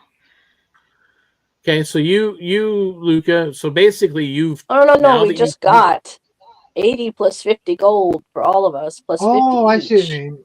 I see what you get. So I'm saying if we put the 80 plus 20 of the gold from the farmer and the cart guy into the coffer. I see what you get. Okay, Okay. we'll still have... Yeah, so you guys can adjust your totals, and they do. detect curse, and they come back to you. It is not, this item is not cursed, but it is powerful magics. But you'd have to take it, either do it yourself or take it to, well, Avis can identify things. Oh, we already identified it. No, he didn't identify it yet. I can identify it, but I haven't been given the go to do it. So yet. are you going to do it now? Sure. Now that you know it's not cursed? Because you do have to physically touch an item to identify it. So now that you know it's not cursed, you grab it and you identify it. You do identify it, as I said. It is a shadow fang dagger. It requires attunement. It is forged from shadow magic directly, and it's a +1 to hit and damage, but also deals an additional 1d6 necrotic damage on a hit. While you are attuned to it, the wielder can cast darkness once per long rest. Okay. He explains this to everyone. He goes, which of us would need darkness and a necrotic blade the most? Celine. Yeah, I think so. I think so too. At which case, he just passes it to Celine. So, Celine, you can write that on your sheet as an additional weapon. You now have a magical weapon. If you attune to it, it gives you those abilities. You can cast darkness once per long rest. You get a +1 to your hit and damage with this dagger, and it will deal an additional 1d6 necrotic damage on a hit as well. So definitely a bonus. So I came up with, we each got 58 gold each after paying the temple. Yay. And you each get 400 experience points, by the way. How much? 400 each. Okay. Yeah. Who's taking that black wolf figure? I've already got a fox one, so I don't need it. Actually, Kara would actually want to look into this. Okay. He's interested in the ancient magic, so he's interested in this kind of thing. Well, it's not just so you know, when you get this, when you're handed the statue, it's worth 25 gold pieces. It's a small figurine of a wolf, but it's carved nice detail out of obsidian. It's an art piece for certain. Oh, it's made of obsidian? He's definitely giving it then. Yeah. All right. So with that, guys, we have. Oh, we still had earlier. We picked up 20 GPs of random stuff from the people's pockets and 50 GPs of stolen goods. Yeah, and that's another 70 GP then in total. So you guys can divide 70 amongst the four of you. So that's what, 35, 12, about 12 each. 13 each. Additional gold pieces. Not a lot, but it's. Are we returning the stolen goods back to the towns? That's what I was saying. Most of the goods that were any good from the wagon, the caravan guy did keep those. This is just extra stuff that was kind of spilled out on the ground that you guys did gather up, and stuff recovered from the bandits. He's not asking for any of that back. He even gave you the additional reward of stuff as well. So with that, guys, you have completed the Howls from the Hollow. Again, this was episode 5 of the DeaconsTable's MiniAdventures. So thank you very, very much to Black Lantern Ace, to Malta Starlight, to Jen, and of course to Ines OB, and for returning especially. And hopefully we'll see a little bit more of her in the Discord, as well as maybe playing in the occasional one shot with us as well. So very nice to have her back. Welcome and thank you. Yeah, rather interesting character too. So does anybody have anything to say about the adventure? Was it too combat heavy, or was it just the right amount this time around? I think it was great. Yeah. Excellent. And anybody watching as well, again, I know it says subscribe, follow, and like. Just for a moment, I will switch over here to this. And if you want to become part of our Discord server, join there's the website there. The invite link is there. Download Discord, punch in that invite link, and away you go. Join our Discord. You'll be able to generate at this point a 3rd or 4th level character, or pick one of our pre-gens. We have lots of pre-gens available. That's what Kale is. That's what Lyra is, and that is what Celine is. They are all part of our pre-gen, mixes. So you can pick them and you can jump right in. If you're new to role playing, that's okay. There are people that are playing right now that were new to role play when we first started. Celine being one of them there, and so it didn't take long for her to be taught the basics of D&D. We can do that with pretty much anybody. If you need help, if you want to learn how to play, just come and join us. And you can even take part in our streams when we do the one shots. So again, I look forward for people to join us. You'll find that in our oh my goodness, our description and on YouTube and on Twitch. Words are hard some days, you guys all know that words are difficult. And of course, make sure you give these guys a follow on the socials, and especially Innocent LB. She will be streaming again soon on Twitch and bring her channel back to life, which will be good. And again, we're all here for the same purpose. We're all one community, and we're inclusive. We like to play games and have fun. So I'm glad you guys were able to join me on this little storyline that we did up. And there will be another one coming up soon. I don't think it won't be maybe this week, this Saturday, but maybe the Saturday following. It will be back on a Saturday thing as we take a journey for the first time to Starfall Spire from Mistwood. So it will be a little bit of a different type of adventure. We're getting a little bit out of Mistwood. We're actually going to go through Gilded Hollow and go through and head to the Spire itself, which is the ruling body of the Middlelands. So yeah, it'll be a little bit of an experience for everybody. So there's a story plan for that. I hope some of you can join in that if you want to. If not, there'll be new people from the Discord jumping in and playing as well. So guys, until next time, again, thanks for tuning in to Deacon's Table. And we will be back on Thursday night, 7 p.m. for Emerald Legion in our new episode, episode 4, as we figure out what's going on with these guys inside the Mistwood Forest and the corruption. All right. So guys, bye for now, and we will talk to you next time. Bye.